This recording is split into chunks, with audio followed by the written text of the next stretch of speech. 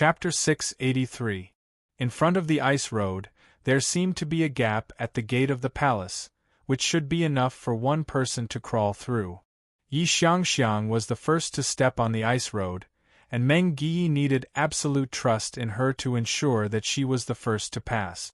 Only the people in his own department could be absolutely trusted. Along the way, Yi Xiangxiang was just equivalent to an ordinary hunter and didn't show any particularly outstanding performance. However, when she stepped onto the path of ice, her entire body immediately turned into layers of shadows. Then she disappeared. Han Fei's eyes, according to the flow of spiritual energy, could only vaguely sense Yi Xiangxiang's position. And perception didn't seem to work on this ice road. Huff! The big axe in the ice giant's hand didn't move much. No one knew if it was an illusion, but when the giant axe moved, everyone felt that it was very slow. However, this moment seemed to last quite a long time. Suddenly, on the ice road, Yi Xiangxiang appeared 500 meters away. In everyone's sight, there were always shadows shaking around Yi Xiangxiang's body. It could be said that it was an afterimage, but it wasn't. She seemed to be able to pass through the afterimages at will. At this moment, Yi Xiangxiang put one hand on the ice, bounced out, and disappeared. And the other ice giant moved. The two big axes struck at the same time, and the breathtaking axe light directly cut out Yi Xiangxiang's shadow. Everyone only saw that Yi Xiangxiang's figure flipped between the giant axes. With the power of the giant axes, she directly bounced to the opposite side. When she landed safely in front of the palace on the opposite side, she waved at Han Fei excitedly and shouted something. However, Yi Xiangxiang's voice seemed to have disappeared, and no one could hear what she was shouting at all. Meng Yi said solemnly, "I can't hear you. It seems that this ice road has isolated the communication between us." Yi Xiangxiang also found the problem.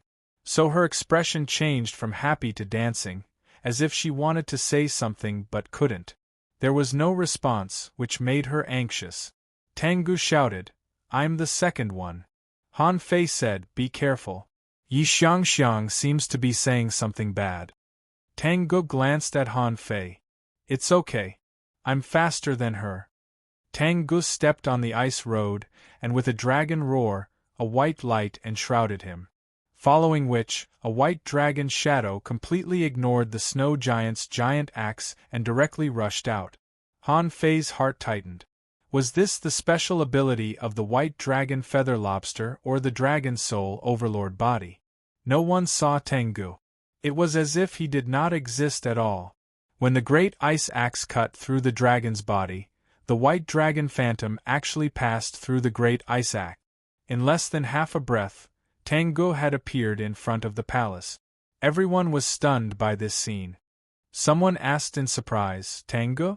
Where did this person come from? How could he be so fierce?" These people were temporarily transferred, so they were not familiar with each other. To be precise, no one was familiar with Meng Yi's team because they had never shown themselves in front of others. Therefore, when Yi Xiangxiang and Tengu both went over, the wounded man in Zhao Jie's team said, "I'm almost recovered. I'll go too." Zhao Jie said, "Then take it easy and show your best state.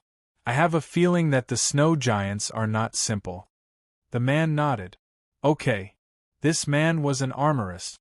However, he had a contractual spiritual beast, the flying fish, which was a speed spiritual beast. He attached the flying fish to him and stepped on the ice road. Two streaks of light burst out behind him, and he moved as fast as an arrow, with one hand on his armor box in case he needed it. However, there was an accident this time. Everyone saw that the man suddenly burned his essence blood when he was about 300 meters away. Furthermore, he had also activated a secret technique that increased his speed by several times. However, he only managed to dodge the first chop by a hair's breadth. Then, when the two snow giants slashed at him at the same time, everyone thought that he would dodge. As it turned out, the man raised 8 giant shields, put on an ultra-quality battle suit, and covered himself in a spiritual energy protective cover. Is he going to block? Crack, crack, crack, the axe fell, and the giant shields were cut into pieces as if they were made of paper. Then, the man was instantly cut apart and blown away by a wild wind, before he fell into the snow far away. A large number of ice and snow creatures pounced on him, drowning him within the ice and snow, causing him to disappear. Everybody looked awful, and Zhao Jia said gloomily, "No, this snow giant isn't right. It's too strong. But why did he block it? Such an enormous snow giant could have killed him even if it smashed him, couldn't it?" Su Hongye said, "He's not fast enough, and we haven't walked on the ice road yet. I don't know why he chose to block it. Let me." Han Fei glanced at her. "Do you want to wait?" Su Hongye said casually, "That's fine. If we are going to carry out your plan, how can we deal with only 2 enemies? Out of everyone here, I should be the one with the best movement technique." As she spoke, Su Hongye stepped onto the path of ice. Immediately, the ice road was filled with red leaves, as if they were blown by a strong wind. The giant slashed 3 times. But when Su Hongye showed up, she was already in front of the palace. However, she vomited blood and sat cross-legged. Everybody was shocked. Was she injured? Bam! Suddenly, everyone heard a rumbling sound dozens of miles away. Meng Yi's face changed. How can they be back so fast? Han Fei's face slightly changed too. That shouldn't be the case. Did those half-mermaids just wander around the door and then immediately come out? The speed of his return was a little too fast. Everybody looked back, only to see a great array far away. The entrance had become a battlefield. Meng Yi roared, "Hurry up! Who else wants to pass? Pass quickly. My array can't last long. Duan Jiang, set up an array with me." Han Fei looked at Su Mo, "Are you going or not? There's still time for you to pass." Su Mo's face darkened. He purposely glanced at Han Fei and then he took a deep breath. 4 of them passed, and only 1 died. It shouldn't be a problem for him. Immediately, Su Mo roared, "I'll pass." When Su Mo said that, both Han Fei and Meng Yi's eyes glittered. It was a life-and-death decision.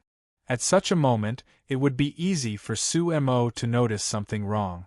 As he spoke, Su Mo stepped on the ice road and activated a secret technique. His strength was boosted to the peak, and he was also extremely fast. When the ice giant's axe was slashed, he suddenly unleashed his essence blood and passed through the first attack. When the 2 giants attacked at the same time, Su Mo vomited a mouthful of blood. Then, he saw a flash of blood. Zhao Jia said, "Huh? Blood escape? That secret technique has a lot of side effects. Why did he choose this technique?" Ning Dong suddenly said, "I know the blood escape technique too, but I learned it as an armorist. After all, blood escape is unparalleled in the art of escape. It doesn't seem to be a problem." Han Fei's eyes dimmed. He felt that it was a bit weird, but it was true that the man was not a sea demon. Han Fei was greatly relieved. It seemed that he was overthinking. Maybe he was just disgusted by that guy. Meng Yi roared, "The rest of you, dig into the ground now. Duan Jiang, set up a breath-concealing array first, and then a stealth array and a stealth array. Is that okay with you?" Han Fei shook his head. "No problem." Immediately, Chen Chen, Wang Qing, Gong Yuehan, Zhao Jiai and the others all dug into the ground. Han Fei waved his hand, and snow rolled up and covered his feet. He set up a stealth array and a breath-concealing array. He was so fast that even Meng Yi couldn't help but be surprised. After only 50 seconds, only Meng Yi and Han Fei were left on the ground. The 2 of them looked at each other and dug into the ground. 10 seconds later, there was nothing but drifting snow and silence. On the opposite side, when Tang Guo and the others saw that Han Fei and the others had all dug into the ground and looked at the dense spiritual energy far away, they knew that the half-mermaids had arrived. They entered the palace one after another. After about half an hour, a group of half-mermaids arrived. There were a total of 23 people. They were led by 2 men and a woman, all wearing golden battlesuits. At the end of the team, 5 half-mermaids were vomiting and having diarrhea, and 2 of them looked extremely awful. Their bodies were unstable, and they seemed to be suppressing something. In other words, from the moment they entered the gate to the moment the 100-water mystic killing array was broken, 10 people had died. A male half-mermaid said awkwardly, "Cunning human beings, they must have found the way up long ago. At this moment, they set up a poison array to lure us into the trap." The female half-mermaid said, "Fortunately, we have been practicing poison resistance since childhood. Otherwise, we might have been wiped out." A half-mermaid said in extremely obscure language, "This is a relic. We can't leave it to humans." A handsome half-mermaid pointed to a guy behind him who didn't look too good and said, "You go first. Go through." The half-mermaid who was pointed at frowned. However, he was not dissatisfied. After all, there was no one here. Besides, the gate of the palace opposite seemed to have been opened, so he didn't hesitate. However, this half-mermaid had been poisoned by the poison god and had lost 40% of his strength.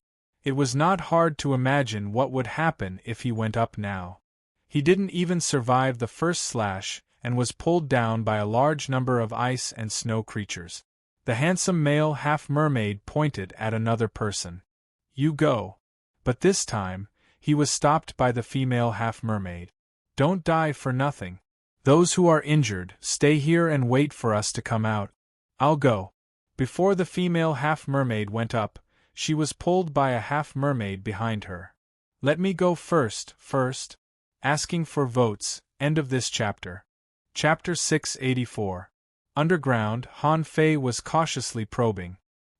He didn't dare to perceive these half-mermaids directly, but just looked at the ice road with his perception. However, the male half-mermaid at the front suddenly turned his head and looked at the vast snow, searching for something. Someone next to him asked, "What's wrong?" "Nothing. I have a strange feeling. Could we have fallen into a trap set up by the humans?"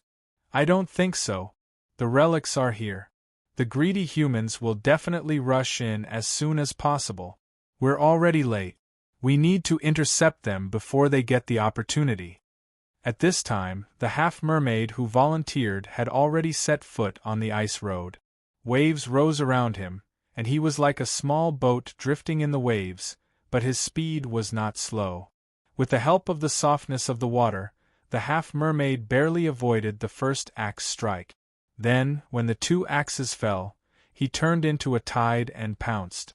However, his speed was much slower, and he was greeted by the 3rd attack of the ice giant. Puff! The half-mermaid was still killed. Because of his speed, he failed to pass and was drowned by the ice and snow.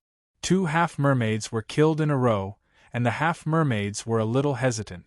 The female half-mermaid at the front said, "Did everyone see it? We can't slow down. If Yuchi didn't slow down just now, he might have passed by now. This road is not as difficult as you think." "Let me do it." Another female half-mermaid walked out. This time, this half-mermaid directly used some kind of secret method to turn into 6 water arrows on the ice road, spinning and shooting away quickly. In terms of speed, it was even faster than Suemo. Of the 6 water arrows, only 2 were cut off. The remaining 4 successfully passed through and turned back into the half-mermaid. However, after landing, the half-mermaid staggered slightly. Obviously, it was injured in the process of walking. However, this brought hope to the other half-mermaid. Immediately, one after another, the half-mermaids began to cross. 1, 2, 8 people tried the road in a row, and 6 passed the ice road. Among them, the leading half-mermaid in a golden battlesuit was standing opposite, waiting for his teammates. At this moment, it was Han Fei and the others who were not calm. That ice giant looks so powerful. Why was the efficiency at killing enemies so low? Han Fei suddenly received Meng Gi's voice in his head, "Don't let them pass again. I'm afraid that the 4 of them won't be able to hold on if another one goes there." The moment Meng Gi transmitted his voice, the half-mermaid girl standing in front of the ice road suddenly turned around and shouted, "Who's there?" Han Fei was speechless. What a stupid teammate. Meng Yi was a smart guy, but why did he drop the ball at such a critical moment? Poochie. The moment the half-mermaid girl turned around, two figures suddenly jumped up from the snow. One of them, Wang Qing from Han Fei's team, stabbed a dagger into the neck of a male half-mermaid almost instantly. Then, with a tap of his foot, he charged at a half-mermaid who was detoxifying. Ning Dong from Meng Yi's team came out with Wang Qing. At this moment, a long sword had pierced the chest of a half-mermaid. At the same time, he held a big shield with his body and knocked another half-mermaid into the ice road. Do it! Immediately, everyone jumped out and began to pounce. They were ready to kill the other party before they could react. But at this moment, an unexpected change took place. First of all, the half-mermaid that Wang Qing chose, who seemed to be the most seriously injured, suddenly bared its teeth, and a golden harpoon, like a spear piercing through the sky, instantly nailed Wang Qing to the snow in the air. Immediately afterward, an armorist on Zhao Jia's team was pierced by a half-mermaid who seemed to be healing himself. On the other side, Chen Aochen directly punched a male and a female half-mermaid in the front. After Ning Dong's furious attack, a weird machete flew out of the armor box on his back and cut a half-mermaid who was sneaking up on him into halves. On the other side, a blood-red demonic clam had swallowed a hunter from Su Mo's team. The two sides met face to face, and in less than 3 breaths of time, in a situation that neither side had expected, 7 or 8 people had died. On the ice road, the half-mermaid that Ning Dong bumped into was also killed. After all, he wasn't ready yet. In a hurry, he didn't even have time to activate his secret technique.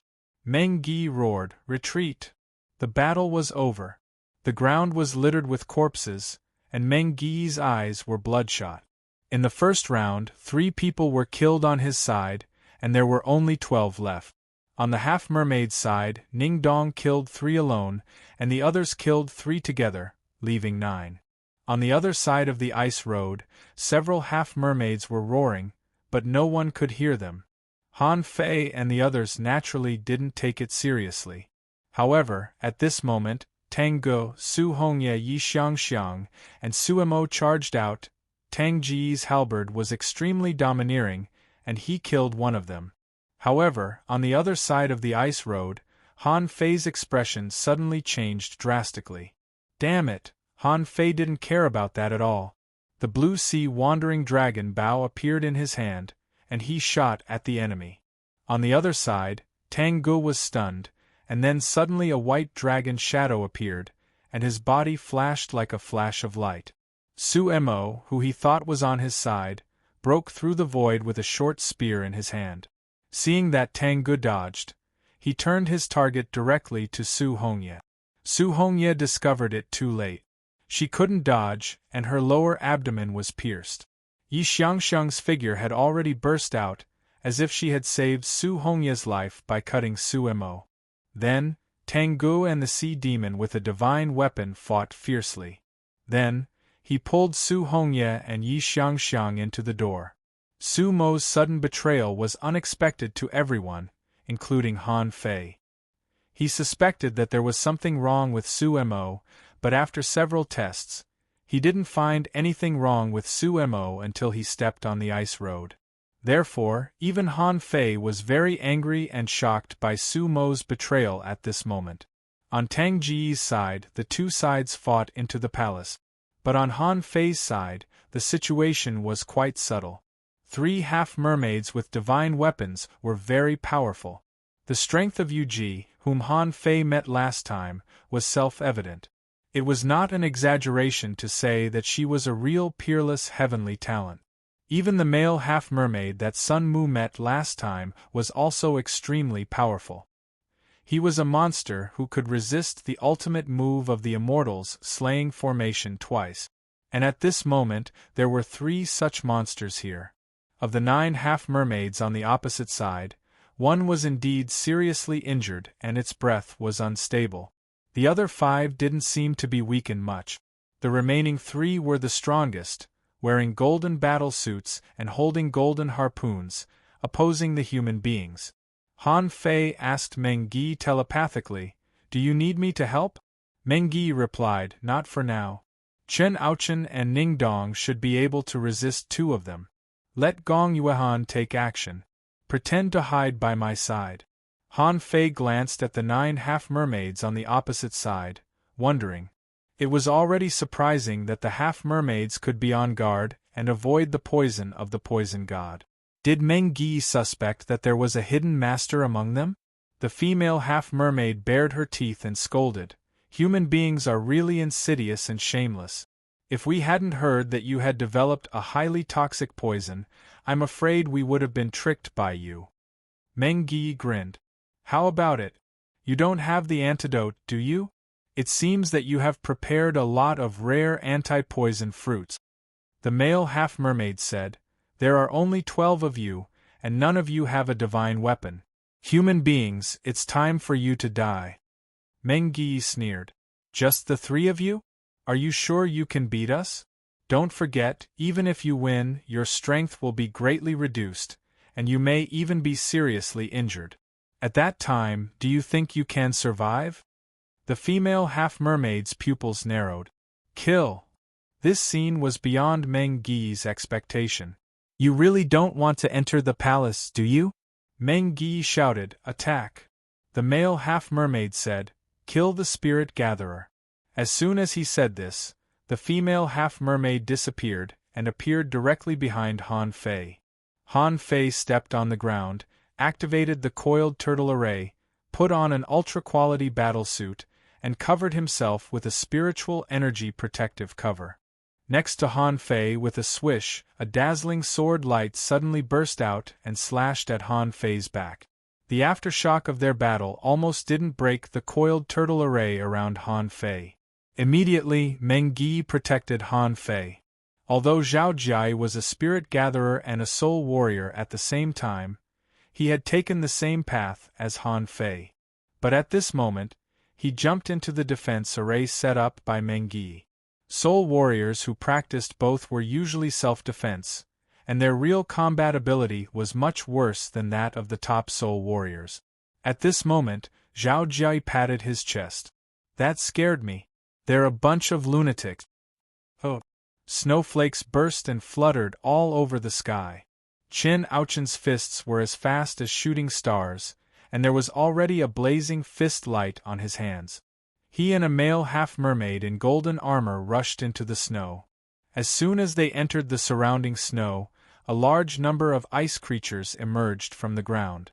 As long as they dared to go over, these ice creatures seemed to have the courage to pounce on them. The dense number was like a big fish tide, so none of them dared to fight them. Another male half-mermaid in golden armor fought Ning Dong. Ning Dong opened his armor box and protected himself with a shield. His knives and swords surged like tides, and the 2 of them were locked in a fierce battle. The others were fighting the other half-mermaids. He saw that Zhao Ji and Han Fei's fingertips had never stopped moving at all. Especially Han Fei.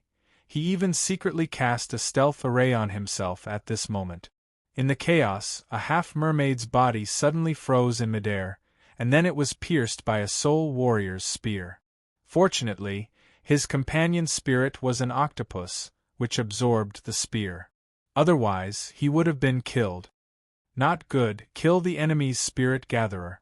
He knows sealing technique. Second, asking for votes. End of this chapter. Chapter 685.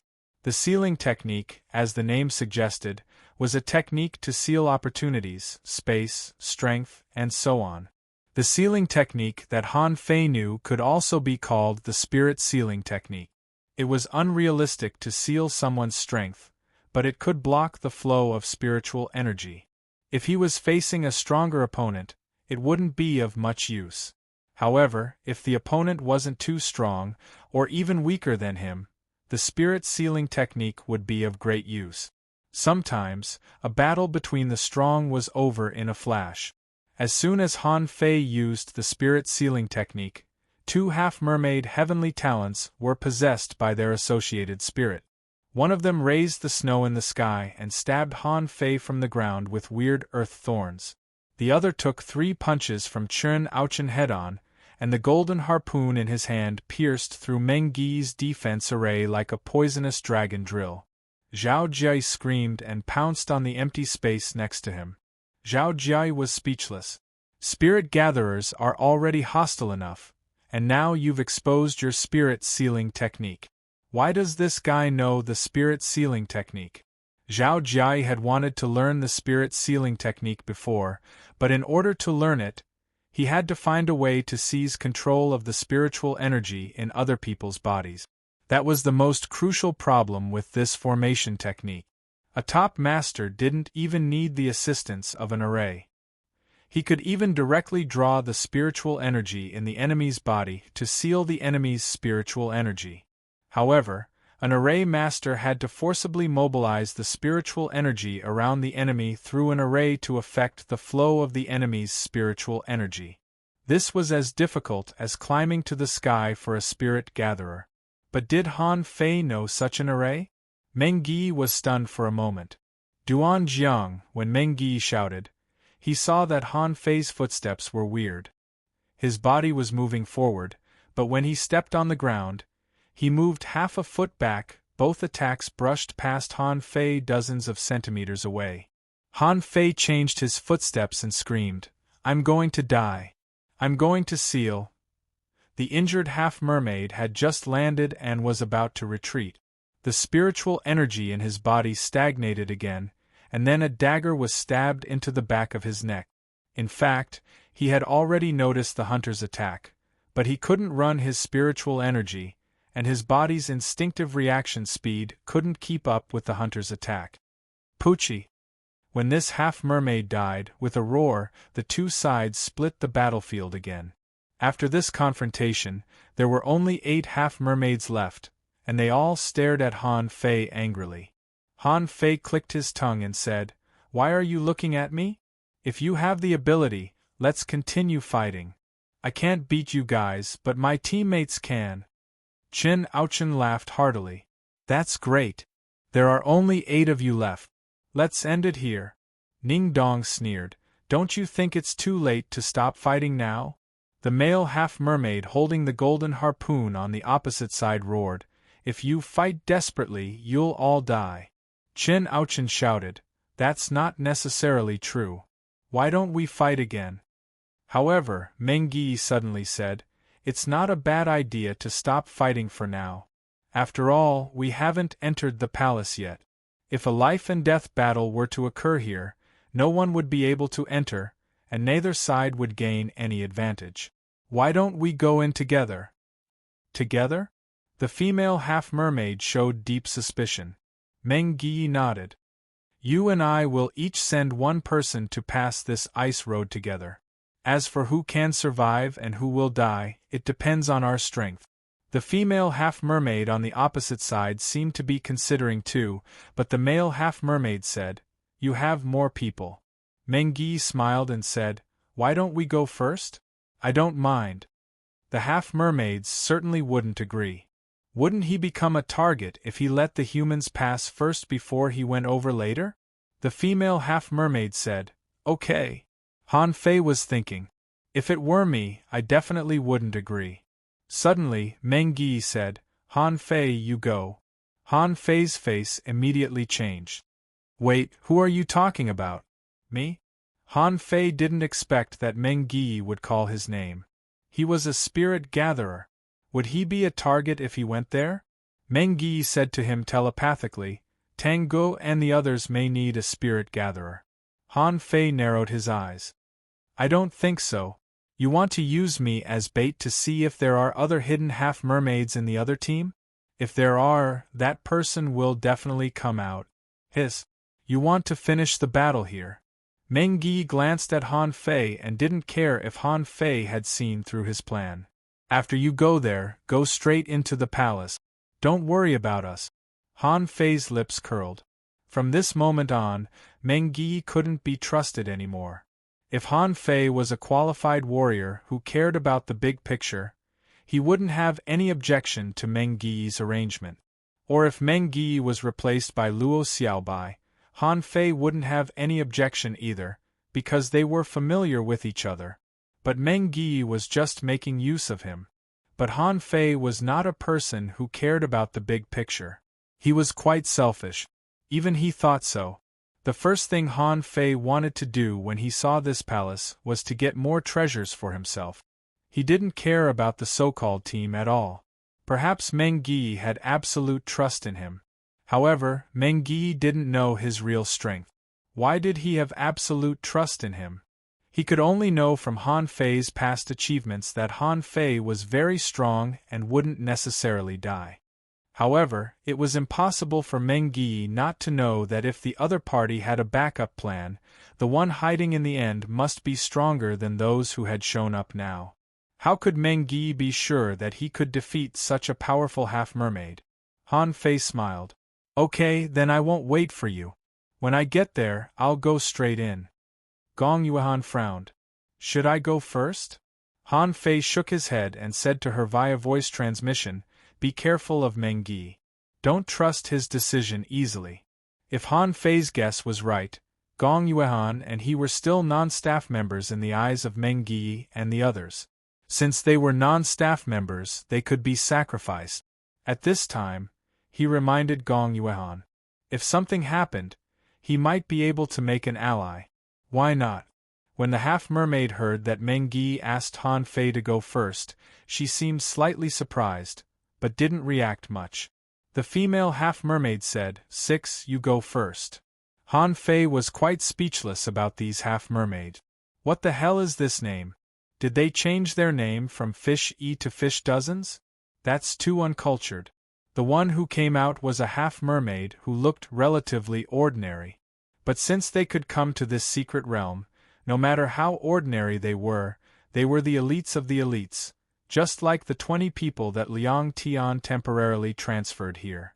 Every single one of them was extremely skilled. Otherwise, they would have been killed by now. Ning Dong looked at Han Fei. Duan Jiang, are you okay? Han Fei hesitated. I should be okay. I'm fast, and this guy shouldn't be able to catch up with me. 6 roared at Han Fei, his eyes full of killing intent, as if he couldn't wait to kill Han Fei now. Meng Yi said, by the way, since we're working together now, we can't fight over there. Otherwise, we might as well end the battle here. What do you think? The half-mermaid said, okay. Han Fei and 6th Fish stood in front of the ice and snow road. One human and one demon looked at each other. Almost at the same time, the two of them instantly landed on the ice road. Han Fei's speed was extremely fast. As early as when Han Fei adapted to 10 times the gravity, his speed was already very fast. But most of the time, he didn't need to show it at all. At this moment, since he was the bait, he had to be prepared to be the bait. He had to pretend that he was running desperately. One man and one demon rushed out and turned into 2 phantoms. However, when Han Fei ran on this ice road, he suddenly discovered a problem. That was, the passage of time on this road was slower than what he saw. From the outside, it seemed that Tengu reached the opposite side in half a minute. But in fact, time seemed to be slowing down, or his perception was magnified. Han Fei suddenly felt a sense of crisis, which came from the ice giant ahead. Time was frozen. Although the two were running at extreme speed, they both felt that they had been locked by the axe light. Han Fei immediately changed his footwork and used the 64-dimensional fish dragon dance to simulate the sea racing art. His speed suddenly increased several times again. On this side of the road, both the humans and the sea demons were puzzled when they saw Han Fei suddenly speeding up like a flash of light. Is this the speed that a spirit gatherer should have? But now, Han Fei couldn't care less about what others thought. His expression was solemn. The axe light came too fast. Although the speed was extremely fast, it was not flexible enough and he couldn't change his footwork at will. Hula! As the first axe light fell, Han Fei's footwork had changed, simulating Xia Xiaochan's roaming technique. His whole body was practically sticking to the ice surface as he passed through the light from the axe. At the same time, Han Fei was distracted and his eyes fell on Six, only to find that the other party had been cut in half, and after the axe light passed by, the two halves became one again. F***CK, what's going on? Third. Asking for votes, end of this chapter. Chapter 686. At this moment, they had crossed less than half of the ice road. Han Fei and Sixth Fish were like two racing cars on the track, crazily showing off their skills. Two axe lights appeared again. Suddenly, Sixth Fish's momentum changed, and thousands of spider silks instantly shot towards Han Fei. Son of AB*TCH, I knew that half-mermaids were very shrewd. I should have known that the half-mermaid wanted to kill me when he asked me for that book last time. At this moment, Han Fei was also prepared. At the moment when the spider silks shot over, a wall of water blocked between the two. Sixth Fish sneered. He didn't seem to think that Han Fei could block his spider silks just through the water wall. However, in the next second, Sixth Fish's face suddenly changed. His spider silks were all shredded. How was this possible? When he looked again, he found that the water wall turned out to be full of knife shadows.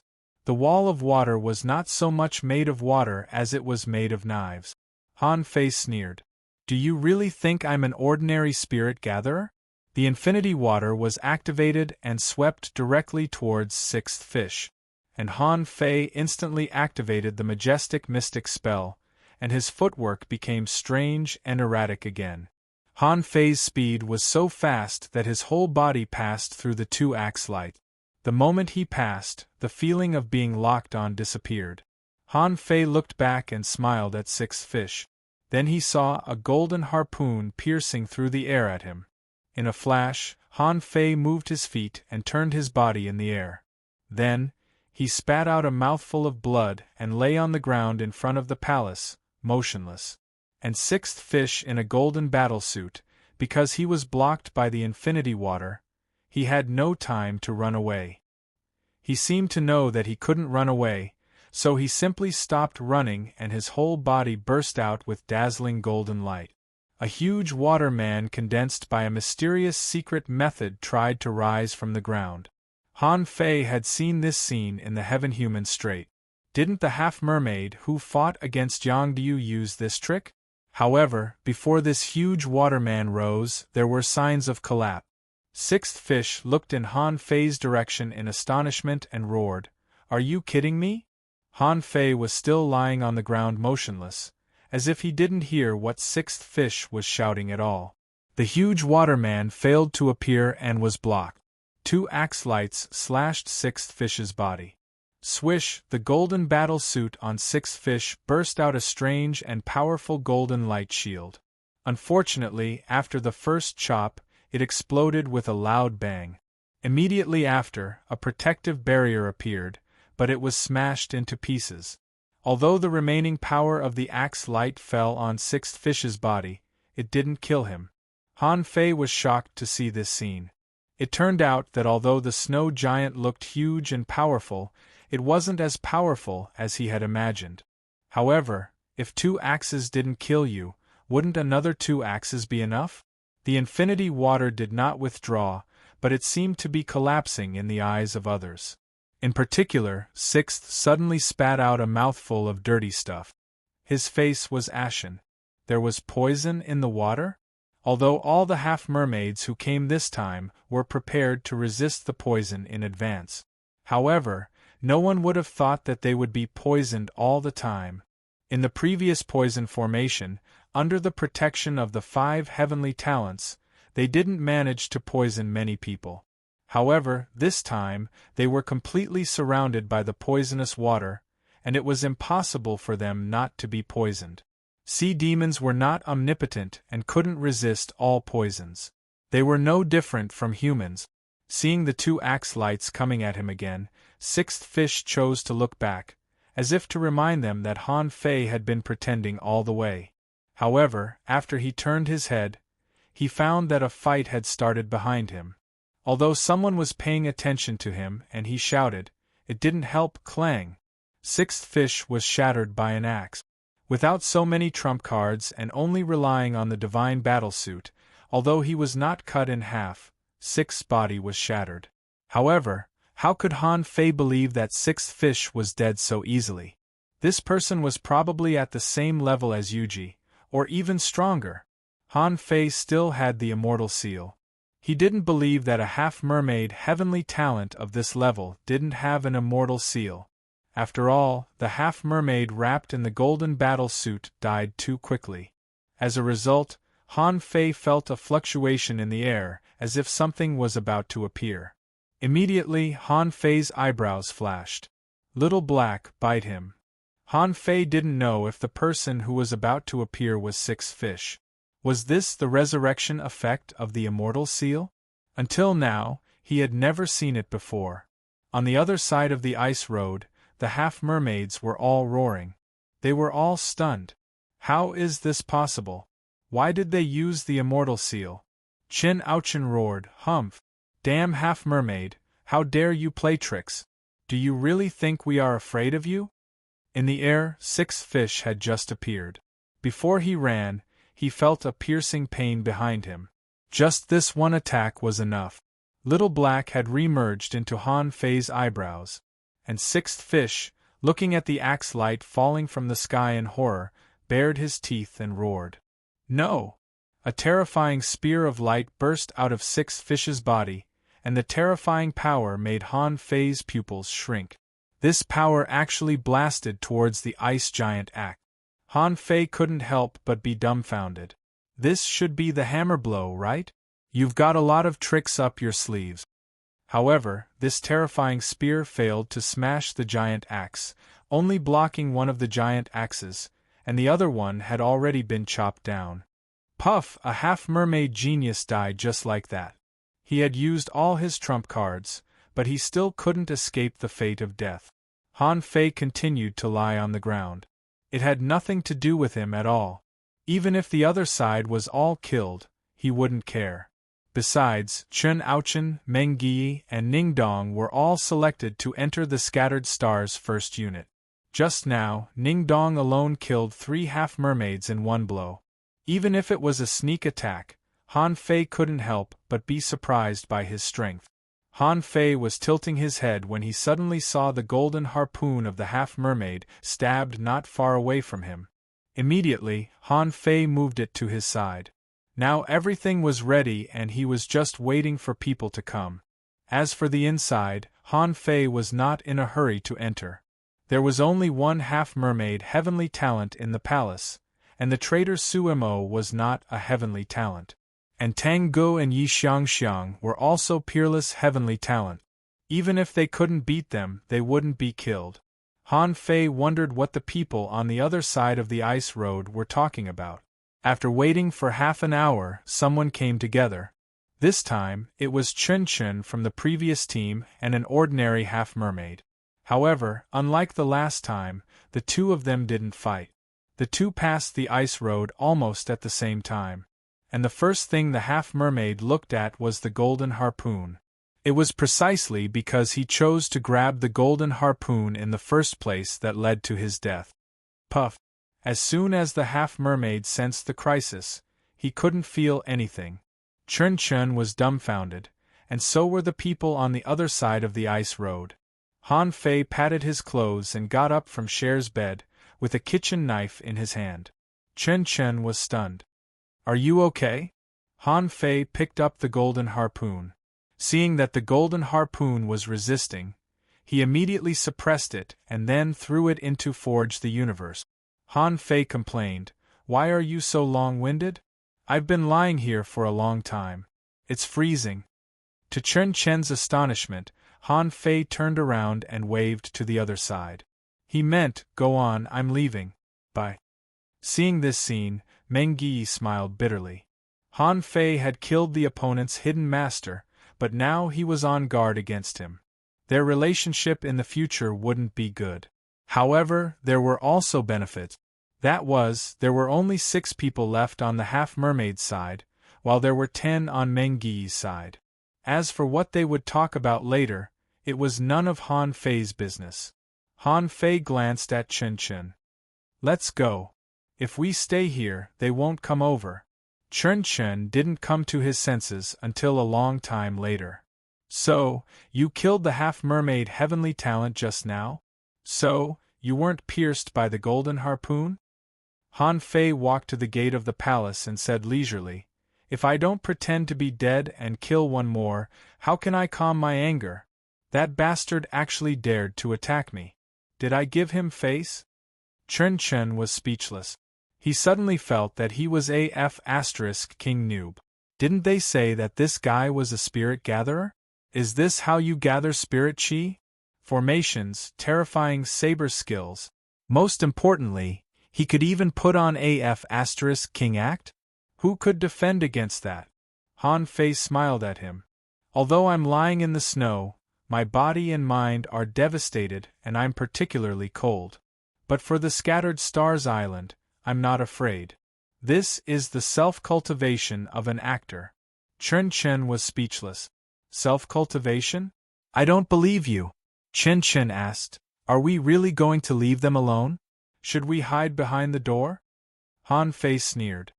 Why don't you think about whether there are sea demons hiding at the door? Hearing this, Chen Chen was shocked. That's right. There were more half-mermaids than humans just now. However, as soon as Han Fei said this, he walked in through the crack of the door, not caring whether there was an ambush or not. Chen Chen. Han Fei said, Don't be silly. If there were really people, they would have come out and picked up the golden harpoon.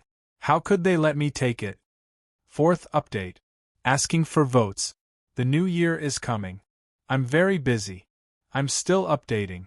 Well, I hope you won't get married at the end of the year. End of this chapter. Chapter 687.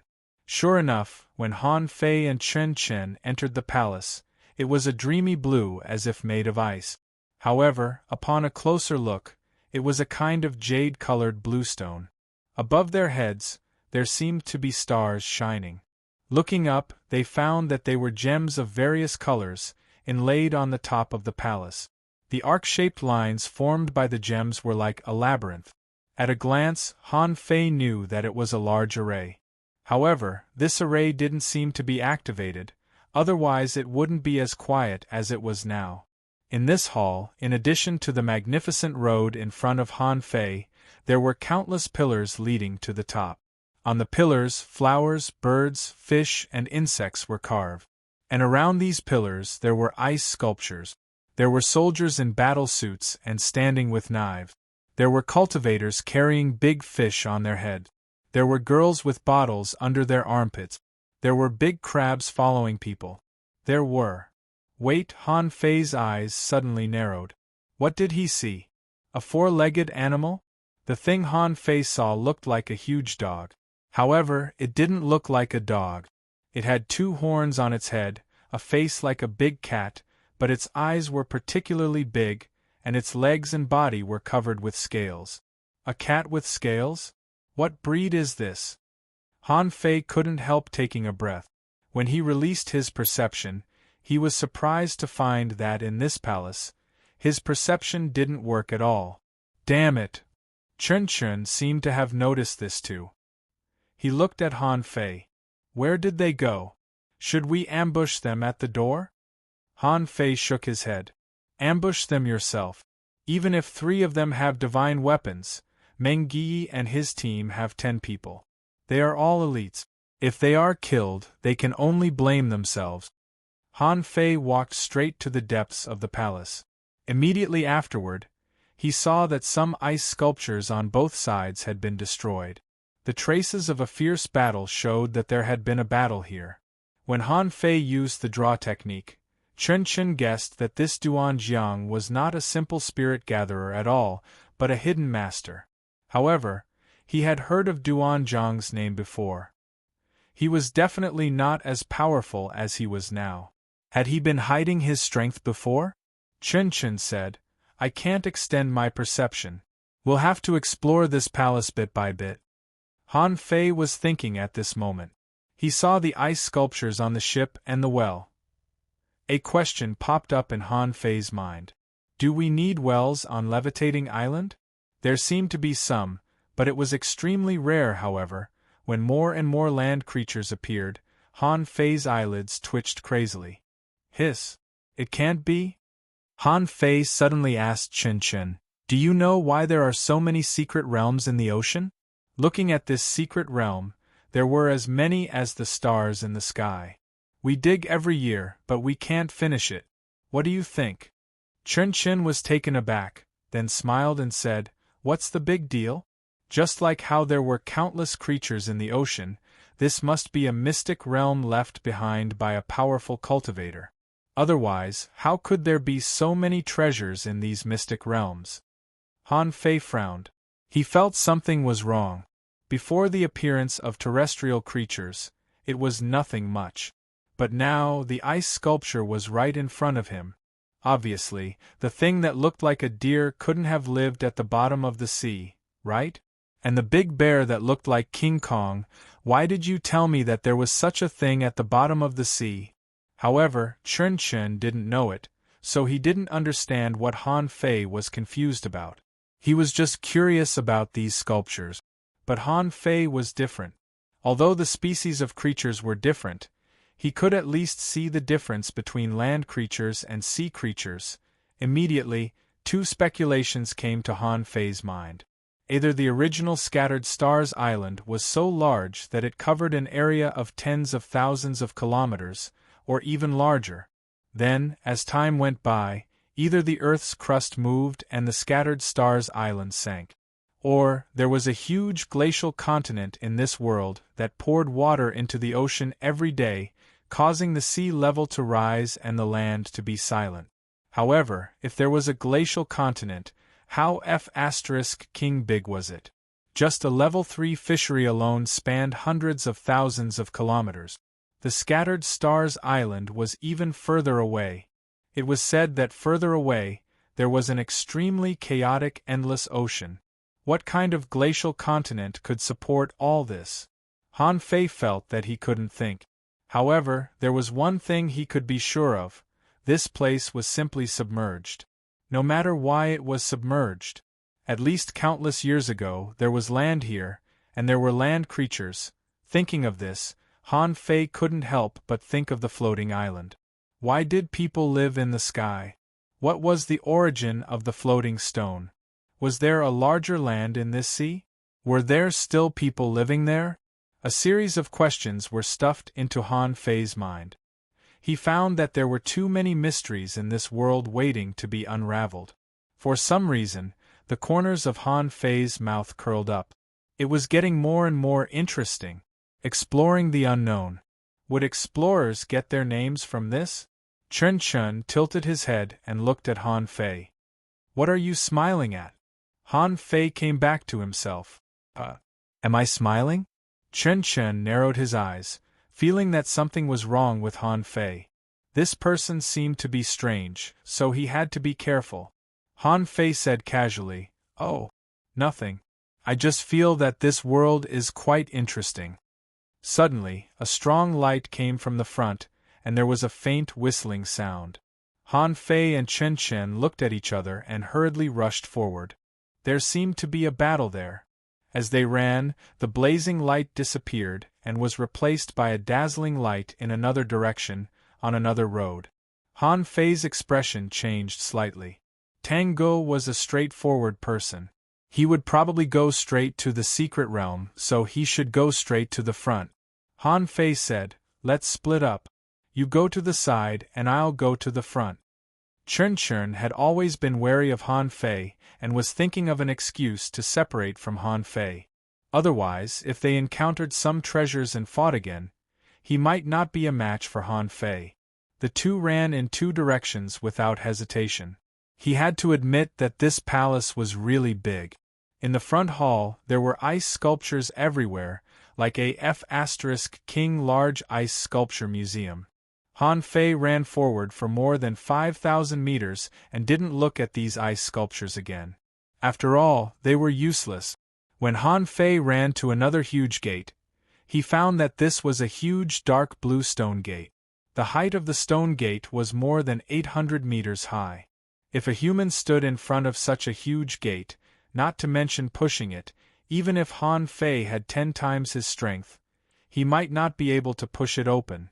At this moment, Han Fei was dumbfounded. This gate seemed to be closed. But if it was closed, where did the strong light just come from? Huh! Han Fei tried to push it, only to find that it didn't open.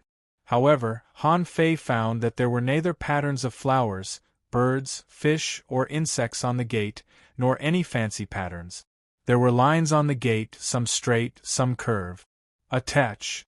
Behind Han Fei, the golden and red wings spread, and he followed him and flew straight into the sky.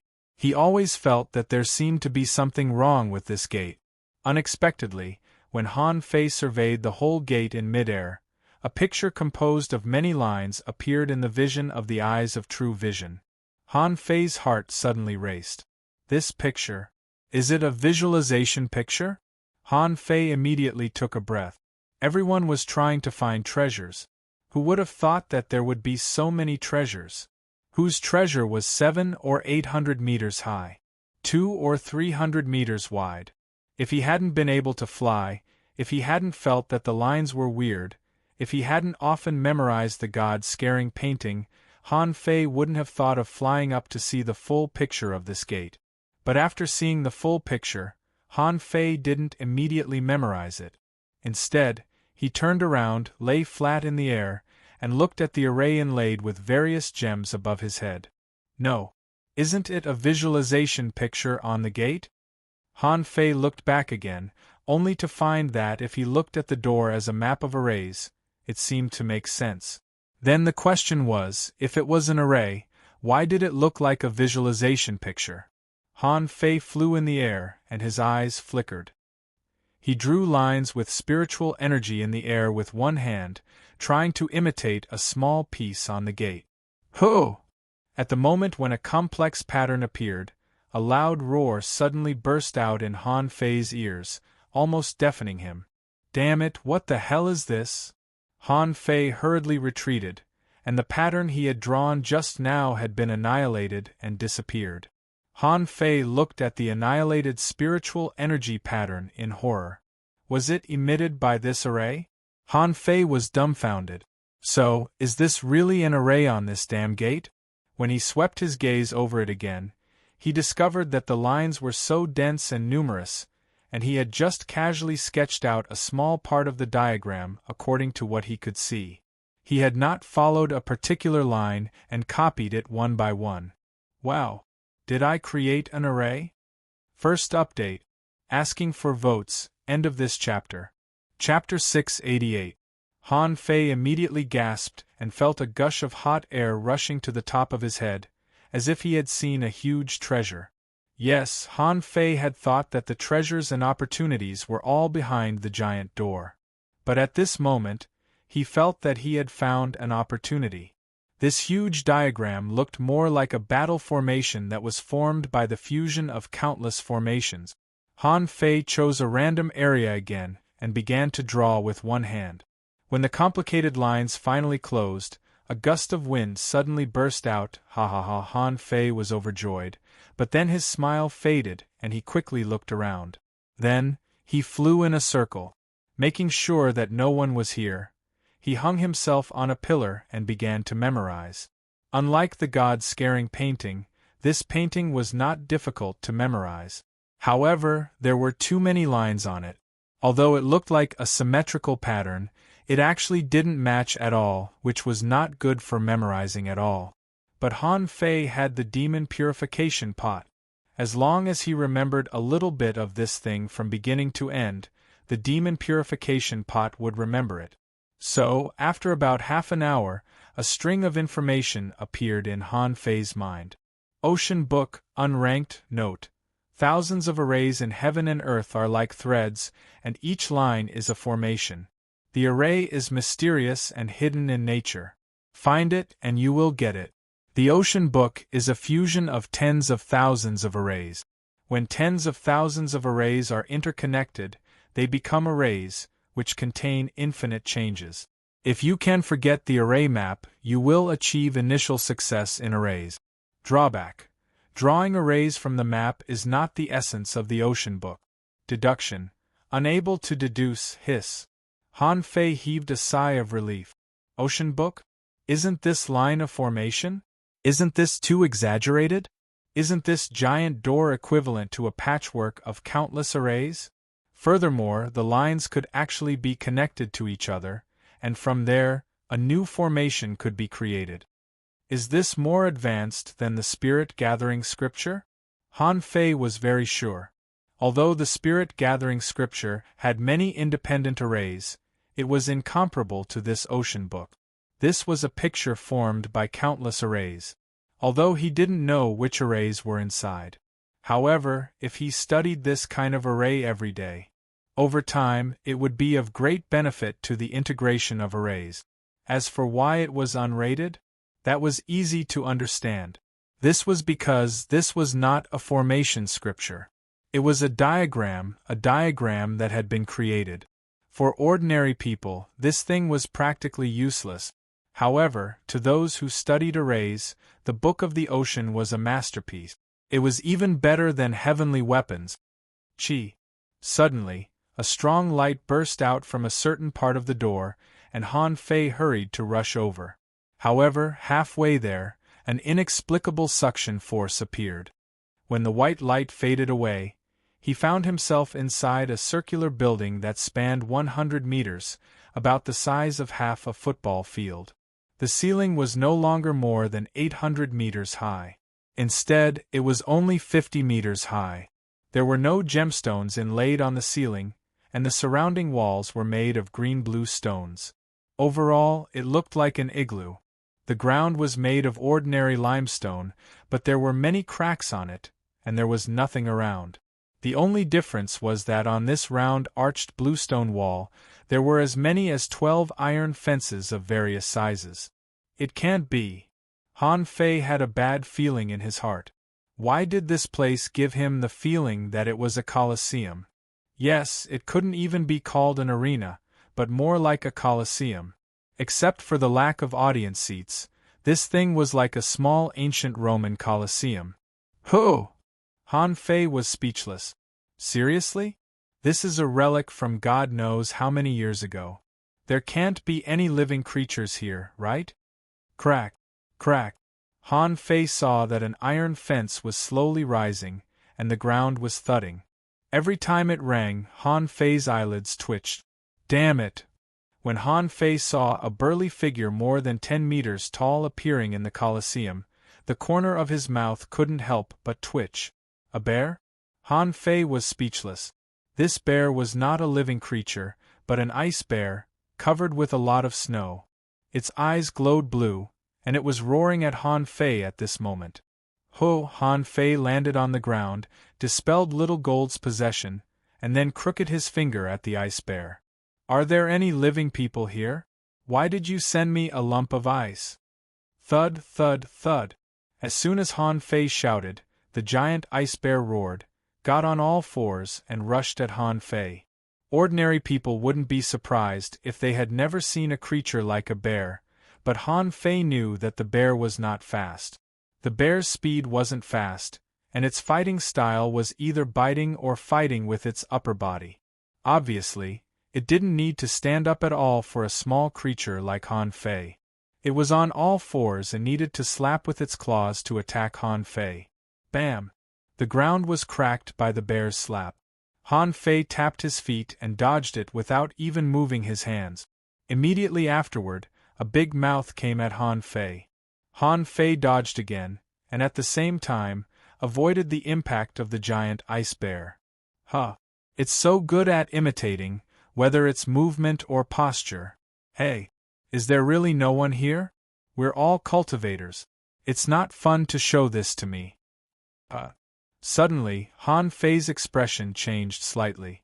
He saw a huge paw print slapping down from the sky. Wow! It has combat skills, can use spiritual energy to attack, and knows how to control spiritual energy? Han Fei's fist glowed with golden light. He immediately punched out and a huge force collided. Han Fei took a step back, so that the power of the paw was neutralized. Of course, the paw was also shattered by Han Fei. No, this is a bear. Its characteristics should be the same. Oh! The giant ice bear roared, and the sound waves rolled in all directions. Han Fei felt a slight tingling in his head and said in astonishment, "Soul attack?" Immediately, Han Fei didn't dare to be careless. This giant ice bear was extremely powerful, and it even knew soul attacks. But it was a lump of ice. Oh! When the giant bear pounced again, its whole body stood up and was about to hammer Han Fei with its fists. Han Fei roared, and suddenly a big fish appeared in his hand, a fat hengong fish. Woo! The giant ice bear suddenly froze. The whole bear stood there, staring at the big fish with its blue eyes. Han Fei narrowed his eyes and threw the hengong fish in front of it. Then, the giant ice bear directly bit the hengong fish with its mouth, without even trying to fight back. It held the hengong fish with its two big paws and began to gnaw. Sure enough, its body is made of ice, but it's a bear with a soul. Han Fei secretly sighed. He didn't have honey here, or he could try it. Han Fei shouted at the void, "Hey! So, is this palace actually a coliseum? This bear should have been dead for countless years, but its soul is still there. The soul is still there. It doesn't seem to be dead. Can't you give me an explanation?" After waiting for a long time, there was no response. Han Fei wondered, is there really no one here? The giant ice bear was crazily gnawing the hengong fish, but as it was gnawing, he heard a cracking sound. The bear's teeth made of ice were bitten off, which stunned this bear for a long time. After a while, it continued to gnaw, and with a cracking sound, its tongue fell off. Without a tongue, it would be very strange for any creature, as if it couldn't enjoy delicious food. So the giant ice bear began to get irritable. Its two big paws began to pound the ground frantically, and then it stared at Han Fei. Han Fei sighed slightly. "It seems that no one cares about you. Forget it, it's better to die than to live like this. I hope you can be a stupid bear again in your next life." Bam! Bam! Bam! Accompanied by Han Fei's golden fist shadows, the giant ice bear was smashed into pieces. After all, there was a huge gap in strength. If it was the ice giant outside that was hundreds of meters tall, Han Fei wouldn't be so sure. However, the one in front of him was just a giant bear more than 10 meters tall, and it was made of ice. If he could lose, he might as well die. When the giant ice bear was smashed into pieces, Han Fei saw the blue fire in the giant ice bear's eyes floating in the air, flickering. Finally, it slowly annihilated and disappeared. Wow! What's that? A soul? Before Han Fei could think more, another iron fence was pulled up. Han Fei turned around, only to see a slender figure less than 1 meter tall, walking out of the darkness with cat-like steps. Big cat? Leopard? Lion?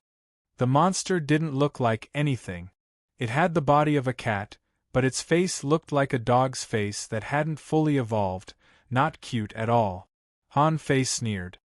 "Are you going to kill all the beasts in these cages? Interesting.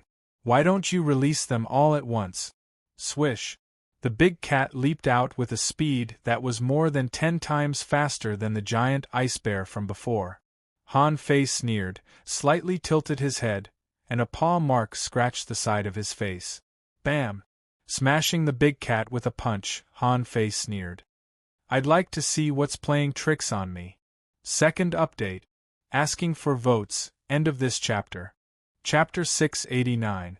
Han Fei found that although these ice sculptures all had souls, they were too weak. The weakest one was almost as strong as a peak-level dangling fisher, and the strongest one seemed to be only comparable to an advanced hanging fisher. But this still shocked Han Fei. It had been hundreds of millions of years. How could he still have such a strong combat power with an ice body? How strong would he be when he was in his peak state?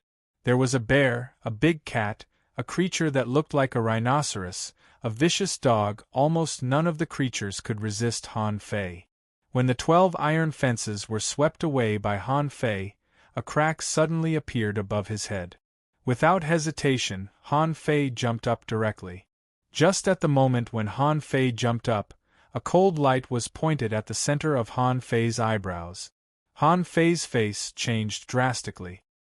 He raised his head, stepped on the ground, and activated the 6th spirit armor. At the same time, an ultra-quality battle suit appeared on his body and a spiritual energy protective cover appeared. Gotcha! The 6th spirit armor was broken, and the spiritual energy protective cover was broken. However, it bought Han Fei some time. Han Fei suddenly slapped the water-dividing seal in his hand. With a clang sound, a white shadow flew out. At this moment, Han Fei saw that it turned out to be an Iceman, a man completely made of ice. Like the previous creatures, this Iceman had 2 balls of blue light in his eyes and was holding 2 icicles in his hand. He was obviously a hunter. And he was definitely not weak. At that moment, if it weren't for Han Fei's quick reaction, he would have been killed at this moment. In terms of speed alone, the opponent's strength was almost comparable to Xia Xiaochan's before she came to the Scattered Stars Island. Han Fei immediately narrowed his eyes. Hey! If your soul is still here, you should be able to understand what I'm saying. Why don't we make a deal? Tell me, which era are you from? How long has this palace existed? Was this ocean once a land? Swish! Before Han Fei finished his words, the hunter came at him again, and this time, he was even faster than before. Because it was an Iceman, theoretically, this person should have many combat skills that he couldn't use. This restricted him, so when he attacked, although his speed was very fast, he didn't use any special combat skills. Buzz, buzz, buzz.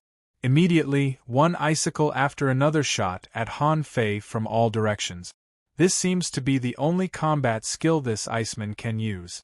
Han Fei sneered and stood still, letting the icicles fall on him. However, the moment the icicles fell on Han Fei, they were directly shattered. Not to mention hurting Han Fei, it couldn't even penetrate an ultra-quality battle suit. Han Fei sneered. As I said, let's talk peacefully. Look at you, you've been trapped in this dark place for who knows how many billions of years, and you've never thought of getting out? I see your soul is still there. Why don't we go out? I'll catch a half-mermaid for you. You can destroy its soul and live in it. What do you think? However, the ice hunter was unmoved and charged at Han Fei again.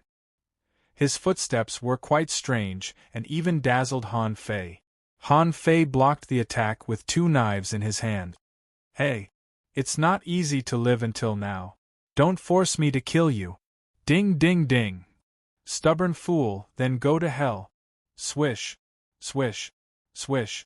Hundreds of blue sea wandering dragon daggers suddenly shot out, directly mincing the ice hunter into pieces. Han Fei kicked the broken ice on the ground and spat. I'm talking to you nicely, but you don't listen. Look at your current appearance. You're just an ice sculpture. Do you think you're still a human? After the ice hunter died, another crack appeared on the top of its head. Han Fei sneered. Damn it, do you think I'm here to challenge you? Stage after stage, is there no end to it? This time, Han Fei was fully prepared.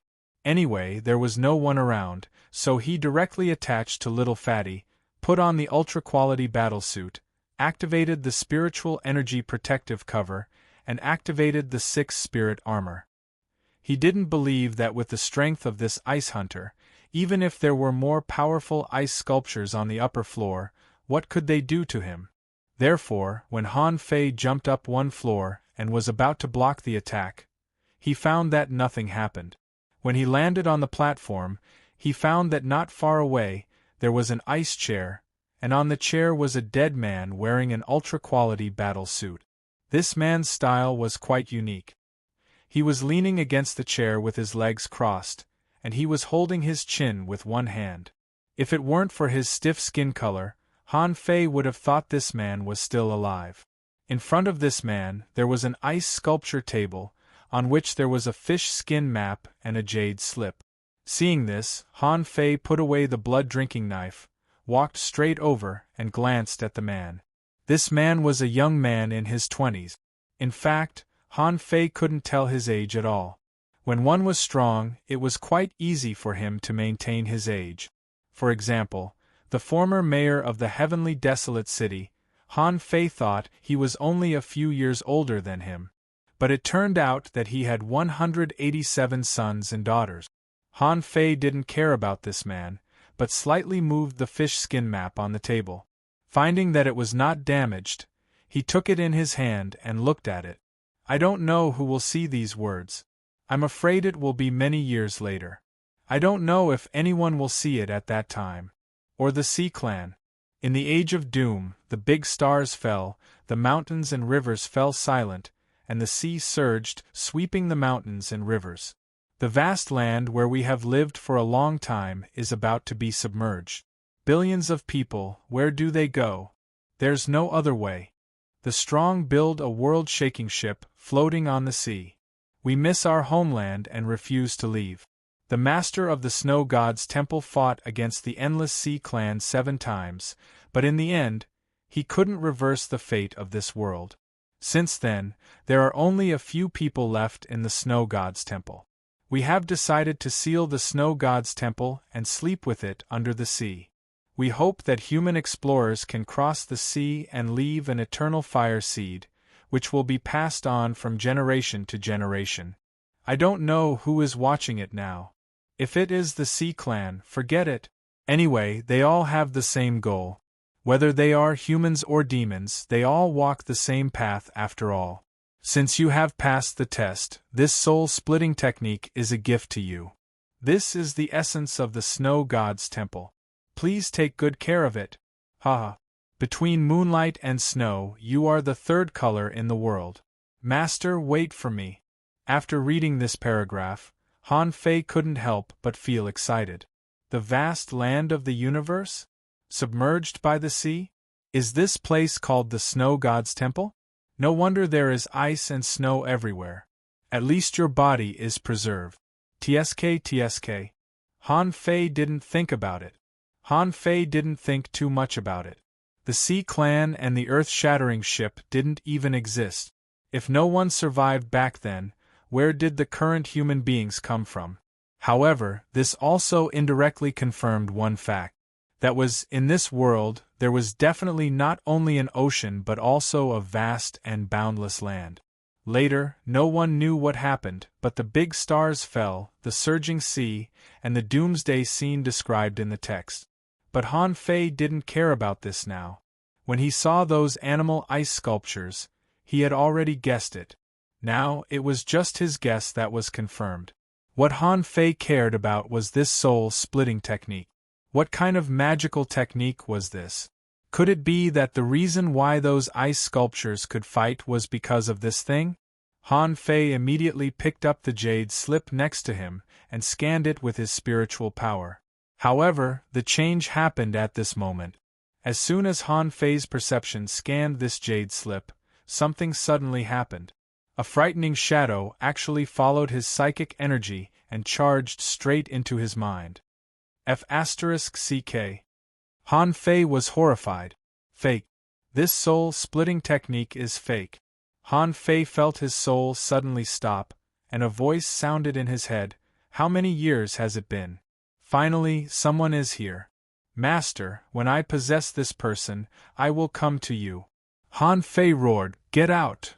At this moment, it's too late. How can the soul-splitting technique of the Snow God's Temple be? How is this possible? What the hell is this? In Han Fei's mind, the demon purification pot suddenly spun, and the 2 vines pulled out a phantom from nowhere. In the phantom, there was a human-shaped face, which was changing and roaring. Impossible, impossible! How can you have such a rare treasure? Let me out, please. At this moment, Han Fei was like a bystander watching this scene. It wasn't until this person's soul was dragged into the pot by the demon purification pot that Han Fei recovered from the horror just now. F***ck, I was scared to death. If it weren't for Master Calabash, wouldn't I have been killed just now? Han Fei couldn't help but be horrified. They were all King old coins. At the beginning, he even wrote a long paragraph about how the world was. He had to live and die with the snow god's temple. What the F*ck is the third color. It's quite poetic. Poetic my ass. This prehistoric human being is very bad. How could Han Fei let it go so easily? Taking a deep breath, Zhang Xian stepped forward and kicked the man, sending him crashing to the ground. Together with the ice table, he flew directly into the wall. Son of *tch. I was almost tricked by you. Han Fei took a breath and then suddenly changed his expression. Not good. Tengu third. Asking for votes. End of this chapter. Chapter 690. Han Fei raised his head to see if there was a door above. This time, the door above was gone, but there was an array on the wall of this room. At this time, Han Fei grabbed the ice table and threw it at the array. As a result, the entire table disappeared with this throw. Sure enough, on the other side, in a huge space filled with white mist, there was a spring on the ground that was bubbling with water. White mist was coming out of the spring. Near the spring, 5 people were fighting fiercely. Yi Xiangxiang was fighting 2 half-mermaid heavenly talent. On the other side, Su Hongye, who was injured, was fighting another half-mermaid. However, Su Hongye was seriously injured and had no time to heal herself. Therefore, she was at a disadvantage. If it weren't for her unique footwork that could turn into red leaves all over the sky, she would have been stabbed to death. At this moment, the half-mermaid pierced Su Hongye with a harpoon, but a red leaf floated to his ear. Chilla! Blood spurted out, and one of the half-mermaid's ears was cut off. When Su Hongye reappeared, she was already 30 meters away. Su Hongye shouted, "You go in first. Don't worry about me." Yi Xiangxiang said stubbornly, "No. Enough people have died this time. I can't let any more die." Yi Xiangxiang roared, and 6 shadows appeared. The 6 Yi Xiangxiang launched a crazy attack on the 2 half-mermaid heavenly talent. They were so fast that the 6 clones seemed to be her real body. Of course, everyone knew that it was impossible. However, because Yi Xiangxiang's speed was too fast, every time the silhouettes attacked, she was actually the one who moved there. Defense. Water cage. The 2 half-mermaid heavenly talents were not stupid. The 2 of them exchanged blows with Yi Xiangxiang, but they failed to kill this human girl. It could be seen just how powerful this girl's battle prowess was. At this moment, the 2 of them saw that the girl had gone crazy. Immediately, they locked themselves in layers of water cages and joined hands. Yi Xiangxiang was not as destructive as them, so she couldn't break the water cage for a while. After all, hunters were usually at their strongest when they were hunting. This also applied to Xia Shaochan. Even though Yi Xiangxiang had tried her best, she still couldn't kill any of the 3 half-mermaid heavenly talent. However, the moment the water cage appeared, Yi Xiangxiang disappeared with a leap. The half-mermaid who was entangled by Su Hongye suddenly turned around, and with a flash of white light on his harpoon, he shot out 3 bone spurs in the air. Ding ding ding! Yi Xiangxiang appeared, flipped in the air, and shot a dagger at the half-mermaid. However, after she shot out the dagger, she originally wanted to make another attack, but she saw that her spiritual aura suddenly became empty. Su Hongye's expression changed greatly. Not good. Retreat. The sky was filled with red leaves, and the entire space was filled with killing intent. The other 2 half-mermaid heavenly talents also rushed out of the water dungeon and charged at Yi Xiangxiang together. Yi Xiangxiang's face immediately darkened. She gritted her teeth and prepared to fight with all her might. She only had one last chance. If she had enough spiritual energy and enough time, it was hard to say who would be the winner. But at this moment, she had been fighting hard and protecting Su Hongye, which consumed her spiritual energy very quickly. Although a spiritual fruit had been stuffed into her mouth, It couldn't replenish spiritual energy as fast as a spirit gatherer's. Humph, you forced me. Star, BM. Just when Yi Xiangxiang was about to fight with all her might, a table suddenly appeared in midair, which stunned everyone. Wasn't this a joke? They were having a good fight here, and a table came over to join in the fun? Who is it? Immediately, a half-mermaid threw a spear in the direction of the table. The spear was full of spiritual energy, and it could definitely kill an intermediate hanging fisher with a single blow. However, clang. Which son of AB** TCH stabbed me? Han Fei's face was dark. He really didn't expect this. Who the hell knew that he would suffer such a blow as soon as he jumped out of the door? Fortunately, the spear stabbed him in the stomach. His ultra-quality spiritual weapon had been dented, and the 6 spirit armor and spiritual energy protective cover on his body had been directly pierced through. When she saw Han Fei, Yi Xiangxiang's first reaction was to shout, "Hurry, help!" Su Hongye's first reaction when she saw Han Fei was, "Damn it, Duan Jiang, run!" On the opposite side, the 3 half-mermaids were relieved to see it was Han Fei who came in. Then, one half-mermaid heavenly talent said to the other, "You go kill this spirit gatherer." One of the half-mermaid heavenly talents pounced at Han Fei so fast that he seemed to have thousands of shadows, and a huge fishtail was directly swung at Han Fei. In his opinion, a spirit gatherer was just a spirit gatherer who only knew some defense arrays or something. As long as he smashed it with absolute strength, he could be knocked out or even killed by the tail. However, when the tail swung at him, an extreme knife light appeared in front of him in an instant. Puff! The half-mermaid was directly cut in half, and his brain went blank. He didn't even have a chance to panic. Swish! Su Hongye was stunned. Aren't you a King Spirit Gatherer? Where did that terrifying knife light come from? Is there someone behind him? Su Hongye's first reaction was to look behind Han Fei. Yi Xiangxiang's first reaction was to slip to Su Hongye's side, pull her up, and retreat. Yi Xiangxiang said to Han Fei via voice transmission, "Han Fei, I'll leave these 2 to you." Han Fei had already slashed out the second knife light. At the same time, more than 100 blue sea wandering dragon daggers had already pounced at another half-mermaid like roaring dragons. The half-mermaid that was slashed fused with his companion's spirit in horror, and a huge scorpion tail stabbed at Han Fei's knife light. However, the knife light disappeared with a swish, and when it reappeared, it was already in front of him. Puff! A barrier was suddenly propped up and was annihilated almost at the same time as the draw technique. Han Fei sneered. "Amulet? Let's see how many you have." Swish! Swish! Swish! 9 chains streaked across the sky and latched onto the huge scorpion's tail. A circle of water had already wrapped up the half-mermaid. Dense water daggers burst out, and the sharp knife light swept across the entire space. Puff! Puff! Puff! The half-mermaid's amulet lasted less than 2 seconds before it was shattered. Just when the half-mermaid heavenly talent was about to be hanged, the half-mermaid that was besieged by the 10,000 knives in one activated a secret escape technique and appeared in front of Han Fei.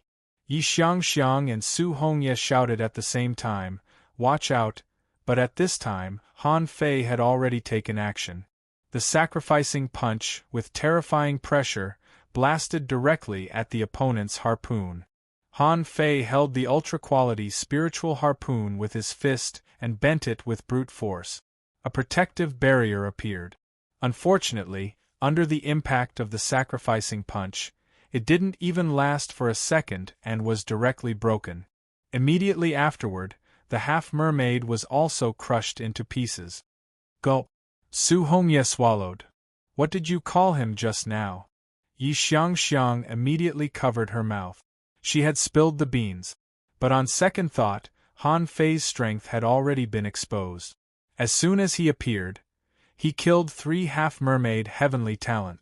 Based on this strength alone, Su Hongye couldn't believe that Han Fei was Duan Jiang. Han Fei came to the 2 of them, sprinkled the light of the divine healing technique, and poured spiritual energy directly into their bodies. At this moment, Han Fei was bathed in blood, and the thick murderous aura on him was suffocating.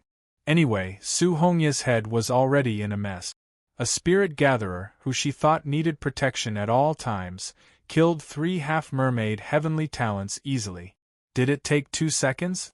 No, it didn't. Where is Tango? Han Fei didn't waste time. He had to keep looking for Tango. He couldn't let Tango find the soul-splitting technique.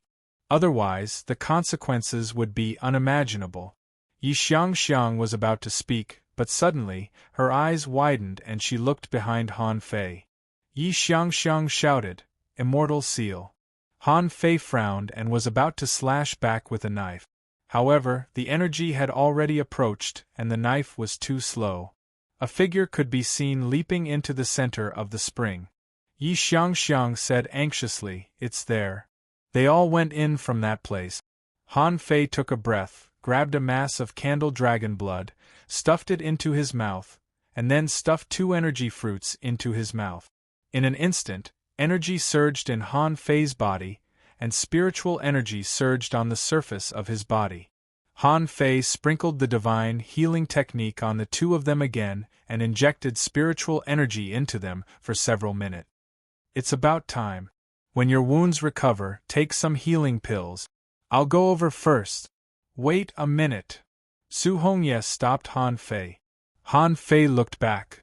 Su Hongye said, "Su Mo betrayed us and joined the enemy." Han Fei nodded. "I saw it. Are you all right? If not, I'm leaving." Yi Xiangxiang shouted, "Wait a minute. There's a half-mermaid heavenly talent with a divine weapon, and 2 half-mermaid heavenly talents who are slightly weaker, plus Su Mo, 4 people." Without looking back, Han Fei broke into the spring. "I see. By the way, if you hear the name soul-splitting technique, don't believe anything." 4th update. Monthly votes, recommendation votes, throw them out. I'm an emotionless writing machine. I can't do anything about it. I've already updated more than 270,000 this month. My head is about to explode, and I'm so busy. How about your support? Crying while laughing. End of this chapter. Chapter 691. Han Fei jumped into the mouth of the spring, and he felt terrible immediately. He felt that his whole body was about to be frozen. Han Fei immediately circulated his spiritual energy, and only then did he manage to relieve the coldness. Was the seabed at the bottom of this spring? Han Fei wasn't sure if it was the seabed because he couldn't even see a shell. All he could see was blue and white. In the bitterly cold water, the bottom of the water was either blue or white, which could easily make people lose their sense of direction. With a flash between Han Fei's eyebrows, Little Black and Little White appeared. "Girl, look for Tango for me." Little White rubbed Han Fei's cheek affectionately and then jumped out with a swish. Little White was already a level 38 spirit swallowing fish and had grown more and more beautiful. Her long tail and fins were like fluttering ribbons. She was a pretty good fish girl. Little Black became colder and colder. Seeing that there were no enemies around, he didn't bother to run. Han Fei chased all the way and immediately found that the space under the spring was larger than he imagined. After a while, a large amount of ice had emerged from the water. Han Fei was dumbfounded. "Are you crazy? Why are there ice cubes coming out here?" Besides, the bottom of the water was unreasonably cold. It was not the coldness of the temperature, but a kind of coldness from the soul. Swoosh! Suddenly, beside Han Fei, Little Black shot out like a sharp arrow. He drew a shadow in the water, and Little White in front of him ran back like a phantom. But in the bottom of the water, a black shadow with a long tail suddenly emerged and seemed to want to whip Little White. However, the black shadow didn't seem to expect Little White to be so fast. Not only did it fail, but it also angered Little Black. Han Fei also accelerated and rushed over. "How dare you slap my daughter? Did I give you any face?" However, Han Fei could only see a black shadow running away quickly at the same speed as him. A half-mermaid? Is it here to snipe me? Han Fei shook his head. No, it should be here to harass me. Immediately, Han Fei said to Little White, Girl, don't be afraid. Let's ignore it and keep swimming forward. Little Black had already chased out, but seeing that the other party ran too far away, Little Black didn't bother to chase after it. With a whoosh, it ran back. This time, Han Fei didn't let Little White swim so fast. He had been following the half-mermaid. He wanted to see how the half-mermaid could stop him. However, as he swam, he realized that something was wrong. More and more half-mermaids appeared. Especially when a half-mermaid rushed over, Han Fei was speechless. This was not the half-mermaid that had just escaped, nor was it a half-mermaid that entered the secret realm with him, but a hero soul, similar to the one in the undersea city. A string of information emerged in Han Fei's eyes. Name half-mermaid heroic soul, introduction. The belief that a powerhouse protected when they were alive, and the obsession did not dissipate after death. As long as there were intruders, they would once again fight to protect their belief. Level 43 Equality. Undead, contains spiritual energy greater than 3,996 points, collectible, immortal chi, unabsorbable. Why half-mermaids? Attach. Little Gold and the nine-tailed mantis shrimp attached to him at the same time. Around Han Fei, the million knife art had already swept out, because he found that a large number of half-mermaid hero souls were charging at him. Puff, puff, puff. After all, they were only level 43 creatures, and these half-mermaid hero souls were not powerful. Under the 10,000 returning blades, not a single one of them could withstand it. But Han Fei was puzzled. Why did so many half-mermaids die here? Even the hero souls came out? What are they guarding? Back then, the undying heroic soul of the undersea city was guarding that city. That was the death of a race, so the hero souls were born. But why here? Did these half-mermaids die in large numbers to protect something? But this snow god's temple was clearly the territory of humans. Even if there were hero souls, they should be human hero souls, right? Han Fei was full of curiosity. But after a while, he found that the depth of the water was gradually becoming shallower. Is there land? After a while, when Han Fei broke out of the water, he was shocked. In his field of vision there was a huge ancient tree. It was almost a kilometer high, and the branches and leaves were spread out. However, the tree was obviously dead. All the branches and leaves seemed to have been frozen, and there was a layer of white snow covering them. Just by looking at the scenery, it was truly magnificent. However, Han Fei was not in the mood to care about this at the moment. After taking back Little Black and Little White, Han Fei looked around and found that he was still in an indoor space. However, this indoor space was larger than he imagined, and the place he was in was an island covered with ice and snow. This big tree was the only eye-catching place on this island. Bam! On the other side of the giant tree, Han Fei heard a violent sound. Who else could fight here except for Tangu and the half-mermaids? As soon as Han Fei ran under the tree, he found that ice crystals seemed to be falling from above his head. Who's up there? Han Fei didn't care so much. He didn't stop and rushed to the other side of the tree. As soon as he passed by, he turned his head and found that a half-mermaid was nailed to the tree, and its entire chest and abdomen were nailed to pieces. In the field, a half-mermaid in a golden battle suit was sitting on the ground, spiritual energy surging on the surface of its body, as if it was healing. The other three half-mermaids were confronting Tangu. All four of them were injured. Tang Ji's entire right arm was dripping with blood, and the ultra-quality battle suit on his body had been damaged. Among them, there was a half-mermaid, which was the one that Han Fei had just resurrected with the immortal seal. At this moment, seeing Han Fei coming, it looked frightened and looked at its companion. When Tangu saw Han Fei, the corners of his mouth curled up and he thought to himself, "I've won this battle." Han Fei chuckled and stepped out, activating the majestic mystic spell and 10,000 knives in one. Like a pear blossom rainstorm, a flash of white light appeared in the air. "Are you all right?" Tang Gu took a breath. "I'm fine. If it weren't for that bastard Su-Mo, these people would have been dead at this moment." The half-mermaid Heavenly Talent who was sitting cross-legged suddenly bounced up, not intending to fight Tang Gu or Han Fei, but directly prepared to run away. The remaining two half-mermaids seemed to have accepted their fate.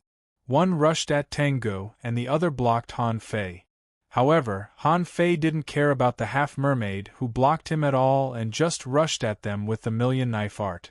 As for himself, he clenched his fists, and surging energy burst out of his body in an instant. Seeing that the half-mermaid Heavenly Talent was about to run away, the sacrificing punch broke out and appeared directly more than 800 meters away. Hiss! The half-mermaid seemed to strike with a golden harpoon. As a result, although the fist power was weakened a bit, the sacrificing punch was still powerful. But the momentum of the sacrificing punch didn't stop and it was imprinted on its body. The moment the amulet appeared, it was shattered. Although the divine battle suit burst out with a powerful counterforce, the half-mermaid's blood was already splashing in the sky. However, to Han Fei's astonishment, although the half-mermaid was almost covered in blood, it still struggled to fly into the water and disappeared. Puff! The half-mermaid in front of Tang Gu was nailed to death. Puff! Puff! Puff! How could this prodigal in front of Han Fei be a match for him? In less than 20 breaths of time, he was hanged alive. Han Fei didn't chase after him. He drank a mouthful of candle dragon blood, walked to Tang Gu in 2 or 3 steps, and cast the divine healing technique on him. "How are you? Are you all right?" Tang Gu shook his head. "Not a big problem. However, I used too much force in my right hand. Even if I recover, I'm afraid I can only exert about 70% of my strength." Han Fei took out a pile of spiritual fruits, held 2 energy fruits in his mouth, and handed the rest to Tang Gu. "That's enough. Let's recover to 70% first. This time, the sea demons are doomed. If there are no accidents, including the one that just ran away, there are at most 7 of them." Tang Gu was stunned. "What about the others?" Han Fei nodded. "Killed them. If they hadn't hidden a half-mermaid Heavenly Talent in their team, they would have been killed. Moreover, Meng Yi was no fool. Although they might still be on the same level in terms of battle prowess, he still had an obvious advantage. Although they may still be equal in combat power, he won't let go of such an opportunity. So, now we humans have the upper hand." With that said, Han Fei suddenly asked, "Where is Su-Mo? Is he dead?" Tang Gu looked up at the top of the tree. "He went up, but he seems to be in trouble. Just now, a strange power broke out on the tree, and then Su-Mo was silent." Han Fei frowned. "Is he up there?" Tang Gu nodded. "Yes, that Su-Mo shouldn't be a human." Han Fei had guessed that it was another fish disguised in the human world. However, at this moment, both he and Tang Gu were under the tree. Unless Su-Mo didn't come down, he would definitely die. Han Fei smiled. "Don't worry. He can't run away as long as he is up there. You recover first and then go up to find him." First update. Asking for votes, end of this chapter. Chapter 692. Under the tree, Han Fei and Tang Gu were both recovering. Although Han Fei slashed left and right just now, in fact, each slash consumed a lot of energy, and his energy and spiritual energy were all used up in the blink of an eye. Such an intense battle was only suitable for use when there were few people. If there were too many half-mermaids, Han Fei wouldn't dare to use it like this. Also, Han Fei could kill several people in a row because he had the advantage of the air-breaking strike. How could ordinary people know that Han Fei had mastered the 1,000-mile fishing art to this extent? Such a huge knife light flashed directly at his face. No matter how many trump cards he had, he couldn't resist such a terrifying attack. The wound on Tang Ji's arm recovered, and he looked up at the tree. "How did you find out that there was something wrong with Su-Mo?" Han Fei said with a smile. "I didn't find anything at all. It's mainly because Sumo doesn't think before he speaks. But several times, the signs in his words are actually not good for us. I have to wonder what he's up to. Tengu said, I'm afraid even Senior Liang Tian is wrong. I don't know what method he used to disguise himself as a human being and sneak into our human society. Han Fei curled his lips. So, no matter who he is, we have to be careful. But why did he go to the tree? Is there anything on the tree? Tang Ji's face darkened. When I just came in, there was a strange light on the tree. Sumo must have a high status. While I was fighting with these half-mermaids, he rushed up and snatched the opportunity. Han Fei frowned. How did you get in? Have you fought in the Colosseum? Tengu paused for a moment. What Colosseum? Han Fei briefly told him his experience. Of course, he didn't elaborate on the fact that he was almost possessed. He just reminded Tengu not to be tempted when he heard about the soul-splitting technique. After a while, Sumo still didn't come down from the tree. In the seawater, no one continued to come out. Han Fei couldn't help but say, I'll go up and have a look. Tengu nodded. I'll go with you. Han Fei thought for a moment. Tang Ji's combat power was not weak. When he first came in, he should be fighting 4 people alone. Now, he only lost 30% of his combat power, which was already very good. It must be noted that if he were to fight 4 half-mermaids in their peak state, he might not be any better than Tengu if he didn't use some trump cards. The 2 of them were like agile monkeys, jumping and moving on the giant ice tree. Unexpectedly, there was no obstruction at all. When the 2 of them jumped to the top of the tree, they saw Sumo sitting cross-legged on a thick branch with his eyes closed. Beside Sumo was a crystal coffin, and inside the coffin was a human that had been frozen for an unknown period of time. He wore dark blue battle robes, and a third eye had opened between his eyebrows. Tengu had just taken out the halberd when Han Fei stopped him. Wait a minute. Something's wrong. Han Fei frowned. He wasn't sure if this was an opportunity. Logically speaking, even if there was a fortuitous encounter in a place like the Snow God's Palace, it shouldn't be so easy to obtain. Come to think of it, other than the soul parasite they encountered when they first entered the arcane realm and the snow giant outside the palace, they hadn't encountered any obstacles until now. The only one they encountered was the B***starred who wanted to possess him. Only that level of danger was worthy of a magnificent palace like the Snow God's Palace. But now this ice tree only looked shocking, but in fact there was no danger at all from bottom to top. Han Fei was quite suspicious. The person in the coffin had sealed himself. But in this world of ice and snow, was there any difference between putting himself in a coffin and lying outside?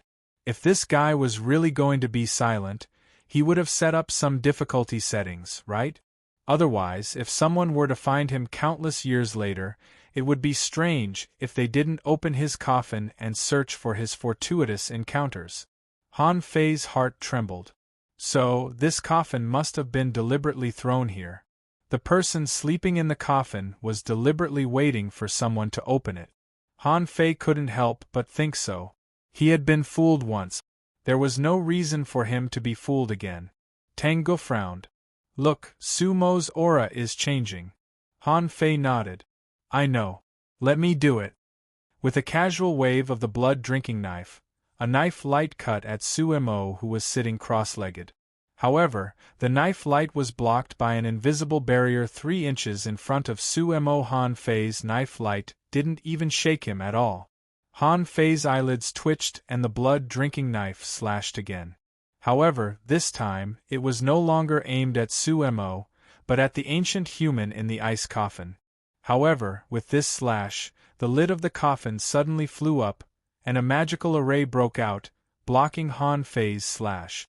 Han Fei shouted, You smash the coffin, and I'll kill Sumo. Immediately, Han Fei asked the 9-tailed mantis shrimp and little fatty to attach to him, activated the majestic mystic spell, and used the draw technique with all his strength. It was a simple and unadorned slash, But it was also an extremely terrifying slash. Clang! In the array, Sumo suddenly opened his eyes, and there was a faint blue light in his eyes. A complicated array actually blocked Han Fei's draw technique. However, how terrifying was Han Fei's strength when he was in an all-out attack. As an advanced dangling fisher, he dared to fight a peak-level hanging fisher head-on. At this moment, Han Fei's strength had jumped to the level of an intermediate hanging fisher. Even a peak-level hanging fisher didn't dare to easily block this knife attack. Gotcha! The array was broken, and a blue light suddenly appeared on Sumo's head.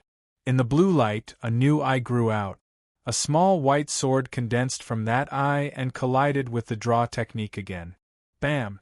The draw technique collapsed and Han Fei took 2 steps back. On the other side, Tang Ji's strongest halberd technique had already struck down. The terrifying power directly crushed the ice coffin. However, the body was grabbed by Sumo's big hand and flew back. Han Fei said coldly, "He is not Sumo. He has been possessed." Han Fei was very shocked and angry. He knew that there was no free lunch in the world. Sumo couldn't be so strong. Otherwise, he would have been discovered long ago. He must have become stronger in this short period of time just now. Tengu pointed his spear at Sumo. "Who is it?" Han Fei shrugged. "If I guessed correctly, it should be a prehistoric human. Don't you think so, brother?" Sumo's eyes flickered. "How do you know? Also, you are not from the Sea Clan? How long has it been since the Age of Doom?" Tengu was shocked. "It's really not Sumo," Han Fei sneered. "What is the Age of Doom? I've never heard of it. However, the Snow God's temple doesn't look like a good guy.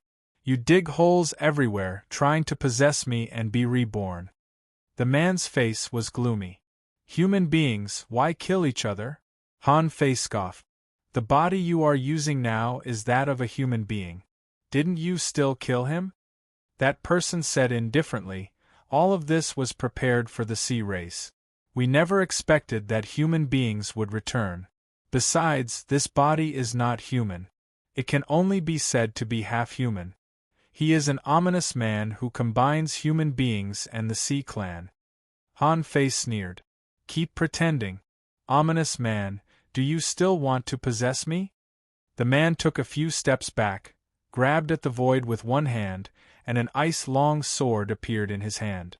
The third eye between his eyebrows flickered. "What do you want?"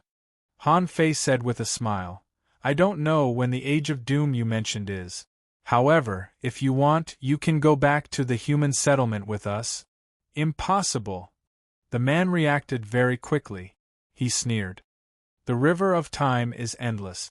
If I appear in today's human society, I will definitely be caught by the strong. At that time, my life and death will no longer be under my control." Han Fei grinned. "It's fine if you don't go back.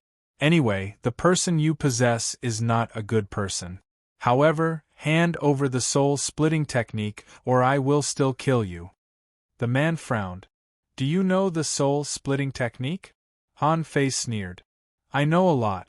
Don't you want to save the master of the Snow God's temple? Hand over the soul-splitting technique and I will let you go." The man's eyes flashed. "Impossible.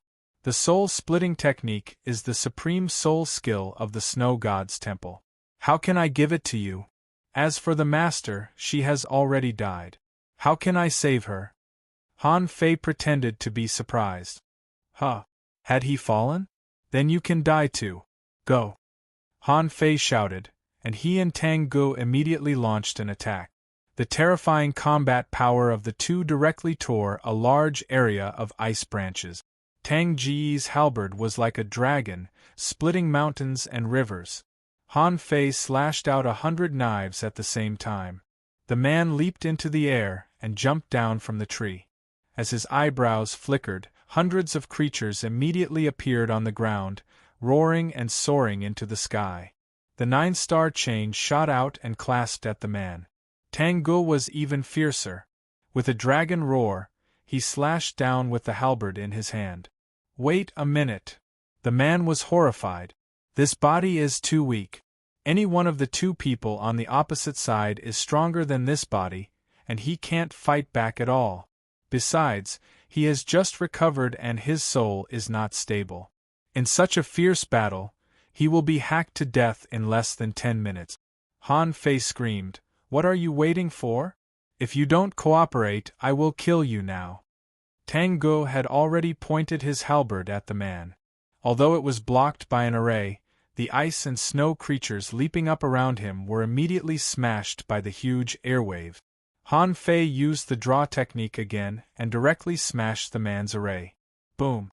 The man was smashed straight into the ground, blood spurting wildly from his mouth. "I can give you the soul-splitting technique." Tang Ge withdrew his halberd and said coldly, "Don't play tricks. If I do it again, whether you give it to me or not, I will kill you directly." Second, asking for votes, end of this chapter. Chapter 693. Han Fei actually had a lot of things to talk about with this person. After all, he was a human who had existed for who knew how many years. In his memories, he should still be from the end of days. However, this was obviously not the time to ask questions. Su Hongye and Yi Xiangxiang should be here soon. Meng Yi wouldn't waste so much time with the half-mermaid. At this moment, he must have figured out a way to come in. As for Chen Chen, who had been separated from him, he might show up accidentally. Han Fei said, "Before the third person appears, you still have a chance to hand over the soul-splitting technique.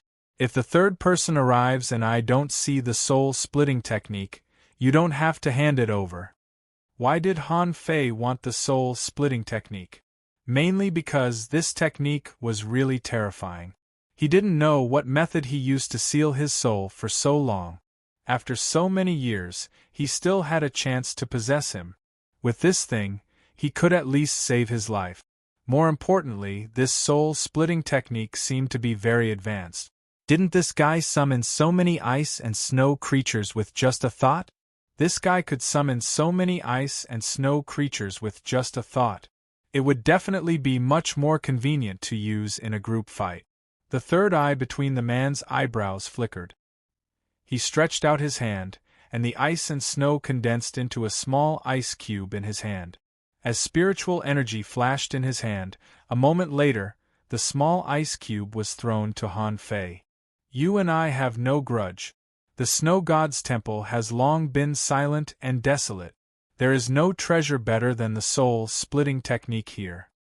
As he spoke, the man was slowly retreating. Han Fei immediately shouted, "Stop, don't move." The man looked awful. "I've already given you this technique. What else do you want?" Han Fei sneered. "Let me check it first. I'm not afraid to tell you that I've already been fooled once. This time, if you dare to lie to me, I don't need to tell you the consequences, do I?" Han Fei grabbed the ice cube and was about to check it. Tang Ge hurriedly said, "Wait a minute. Will it be dangerous?" Han Fei shook his head. "It's okay. My soul power is not weak. Since I was safe and sound last time, I can be safe this time too. Keep an eye on this man." Tang Ge pointed his halberd at the fake Su Mo, and Han Fei scanned it with his soul, only to find nothing wrong with it. However, when Han Fei finished reading the entire jade slip, a string of information emerged. Soul-splitting technique, incomplete, note, soul-splitting technique. This technique can tear apart one's soul and transfer it to another body. It can also be used to control living beings without consciousness. When the body was destroyed, it could forcefully seize a large number of souls and absorb the power of the souls to maintain the existence of the soul so that it could be used for possession. Drawback: this is incomplete. Once cultivated, the lightest consequence is stupidity, the most severe consequence is the destruction of the soul. Deduction: soul-splitting technique, complete version, deduction cost 500,000. Han Fei's expression didn't change. He just said indifferently, "No problem. By the way, brother, I'm not a person who doesn't keep his word. You can leave, but before that, can you tell me what the Age of Chaos is like?" That person secretly heaved a sigh of relief.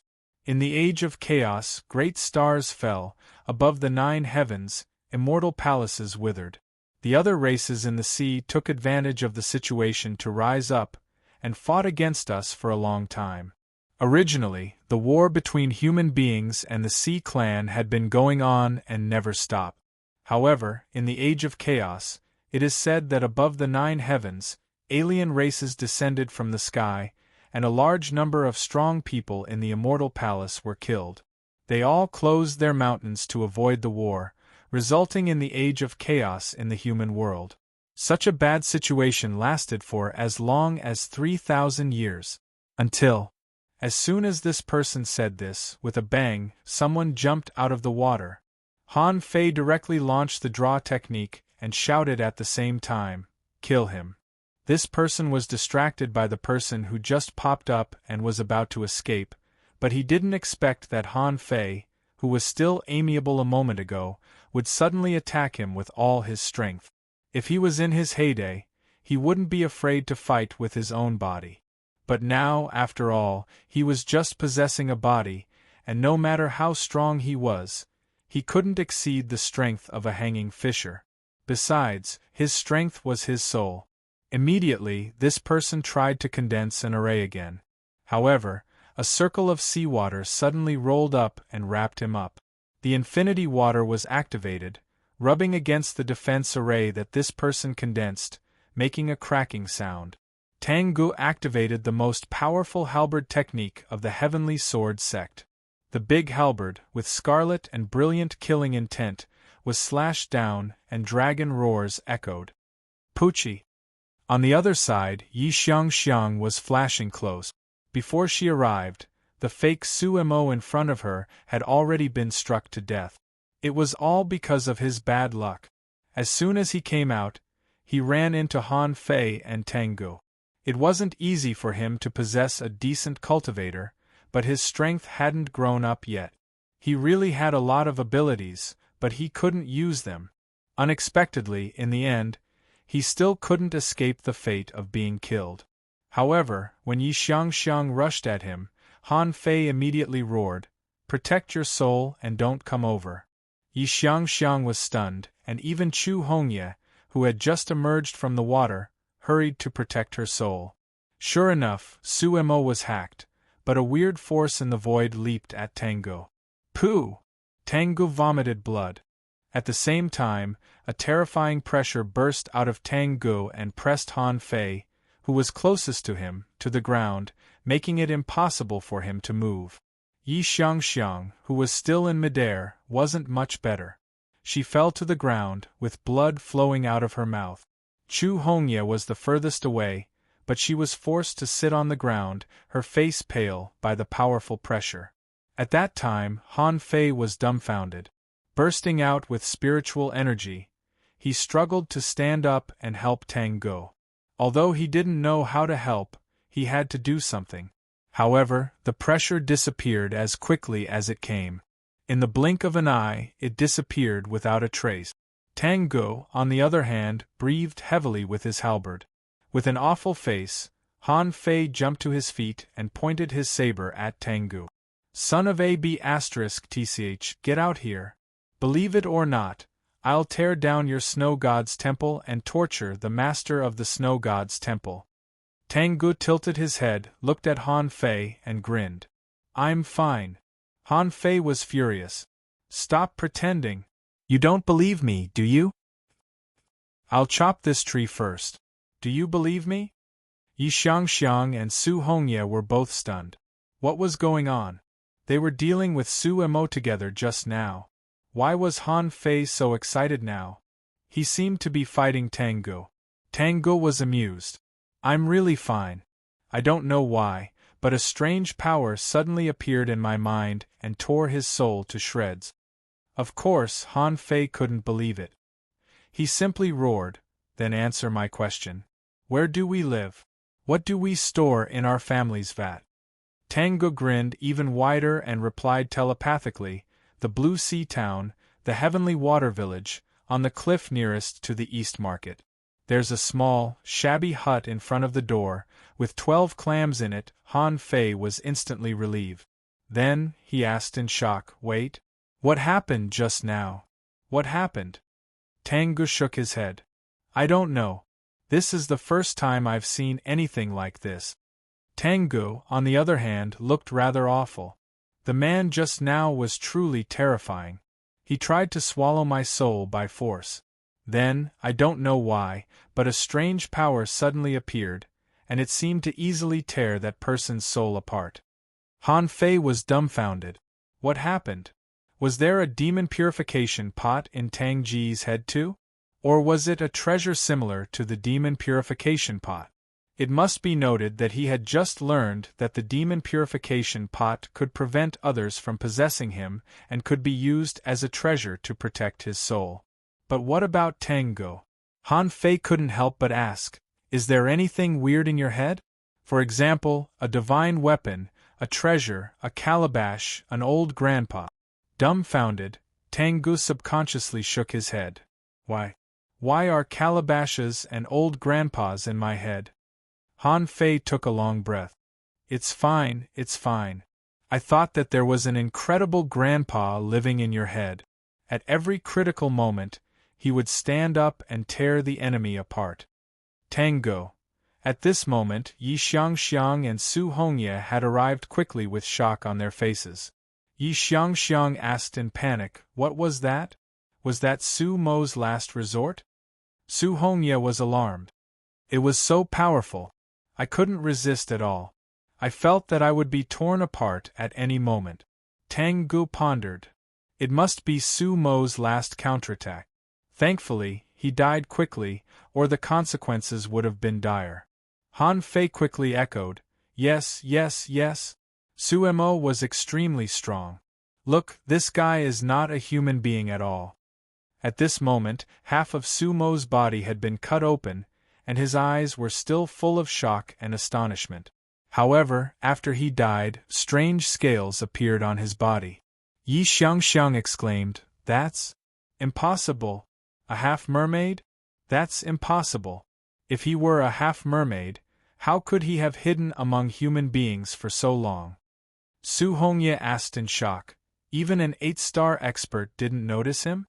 How is it possible? Han Fei nodded deeply. It means that he must be an unparalleled heavenly talent among sea demons who can already transform into a complete human form. Su Hongye said gloomily, this is too serious. We have to bring the body back.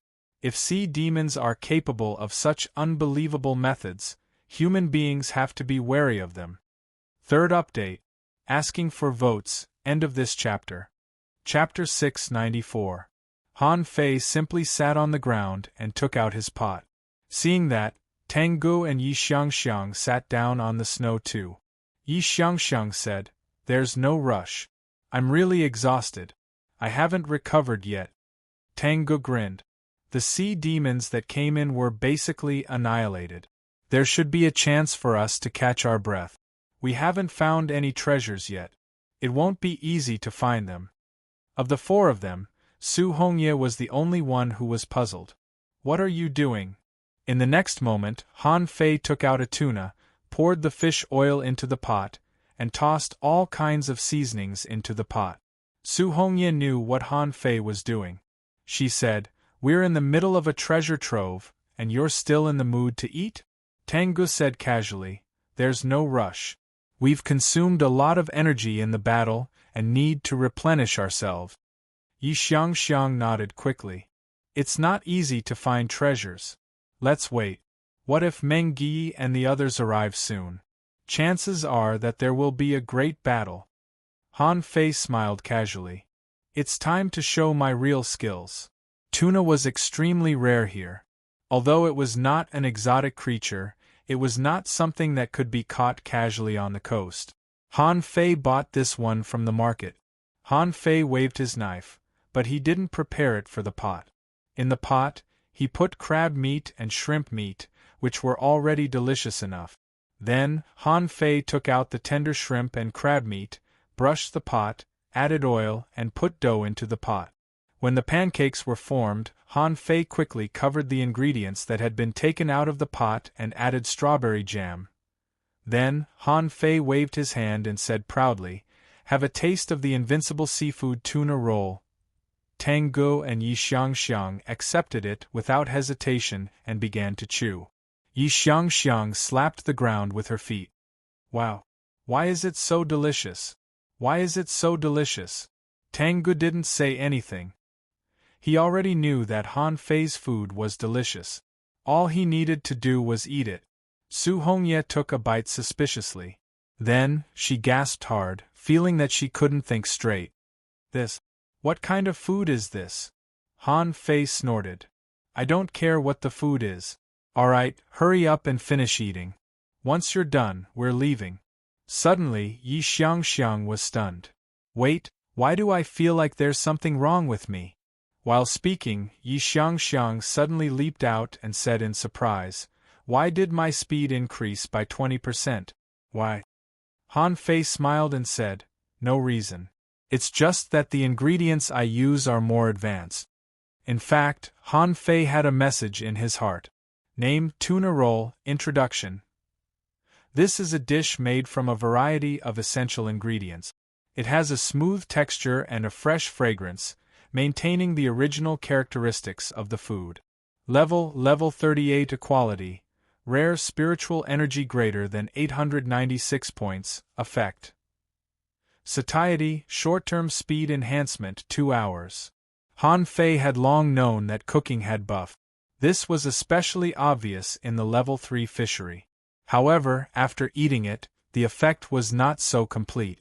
Han Fei didn't know how Yi Xiangxiang discovered that he was moving faster. Logically speaking, she shouldn't have been able to notice such a subtle difference if she wasn't fighting. The few of them ate very quickly. Most importantly, Han Fei needed this buff. At the same time, he needed to recover some energy and spiritual energy. He couldn't keep eating spiritual fruits and drinking candle dragon blood. He hadn't even left the Scattered Stars Island yet, and a random secret realm had almost killed him. Besides, they weren't in a good state and needed a full recovery. Yi Xiangxiang climbed to the top of the tree and jumped down. "There's nothing up there except some broken ice. What happened just now?" Han Fei opened his eyes and bragged, "I thought there was something up there, so I just fought with Suemo.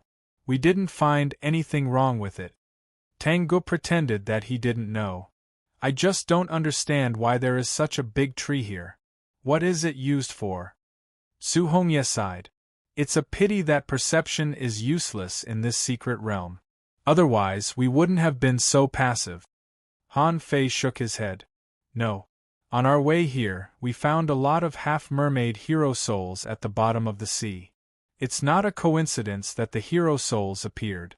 There must be a secret here that we haven't discovered yet." Immediately, the four of them looked at the tree at the same time. Yi Xiangxiang asked, "You mean, in this tree?" Han Fei nodded. "First of all, we have to figure out why so many half-mermaid hero souls have appeared. What are they trying to protect? Since they surround this island, and this island is so big, there must be something on the island.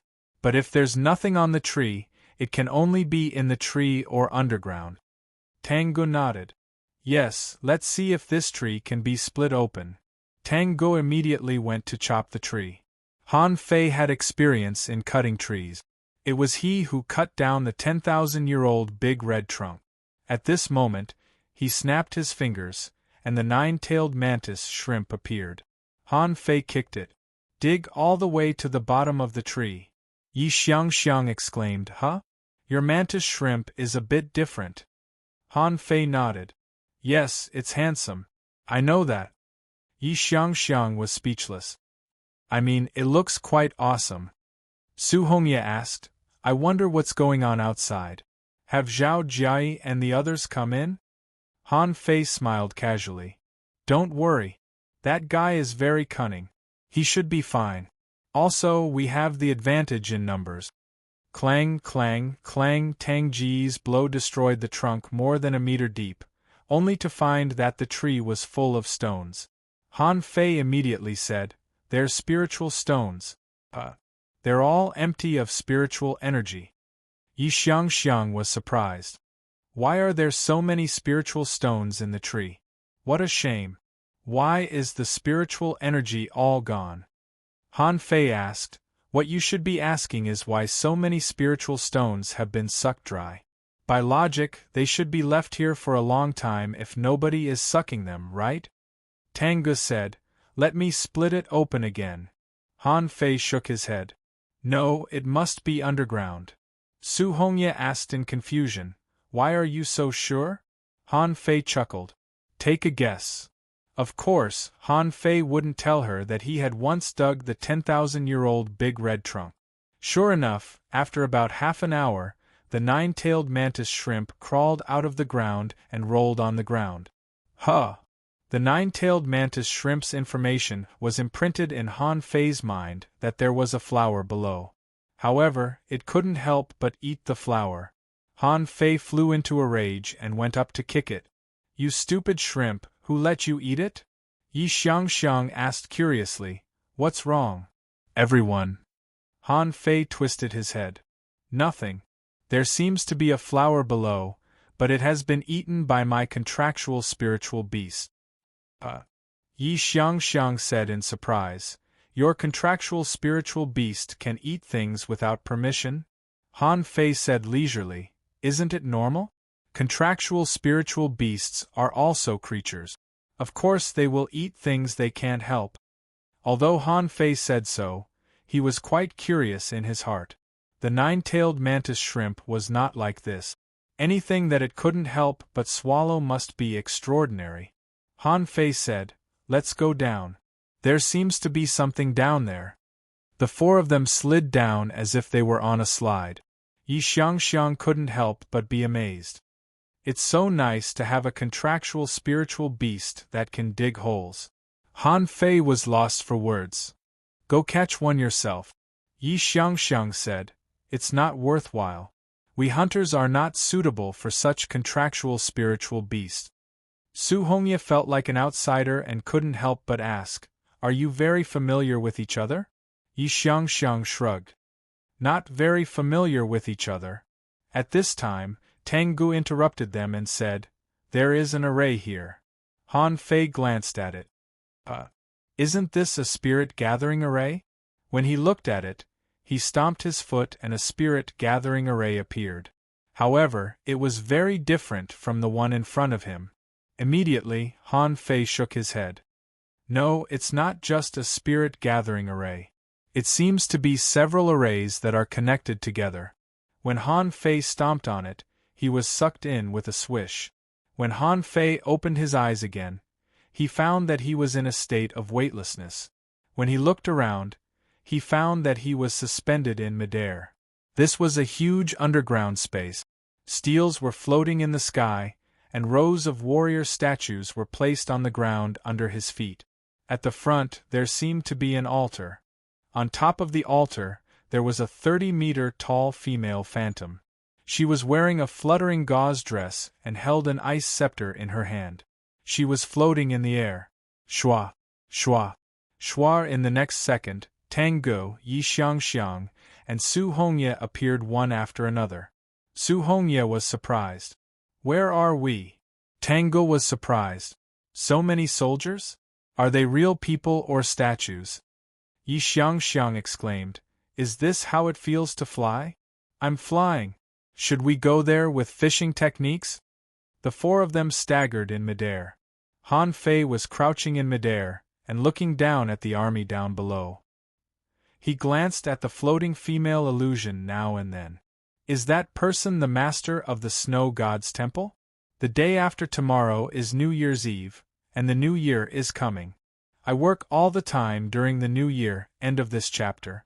Chapter 695. Han Fei and the others floated in midair, turning their bodies and observing the underground palace. Tang Ge suddenly pointed behind them and asked, Is that an array over there? Han Fei turned around, only to discover that there was an enormous ice surface before the army of statues. On the ice surface, spiritual energy was flowing in a certain route now and then. The spiritual energy had a wide range, and almost covered the entire altar at the center. Han Fei's heart immediately became heavy.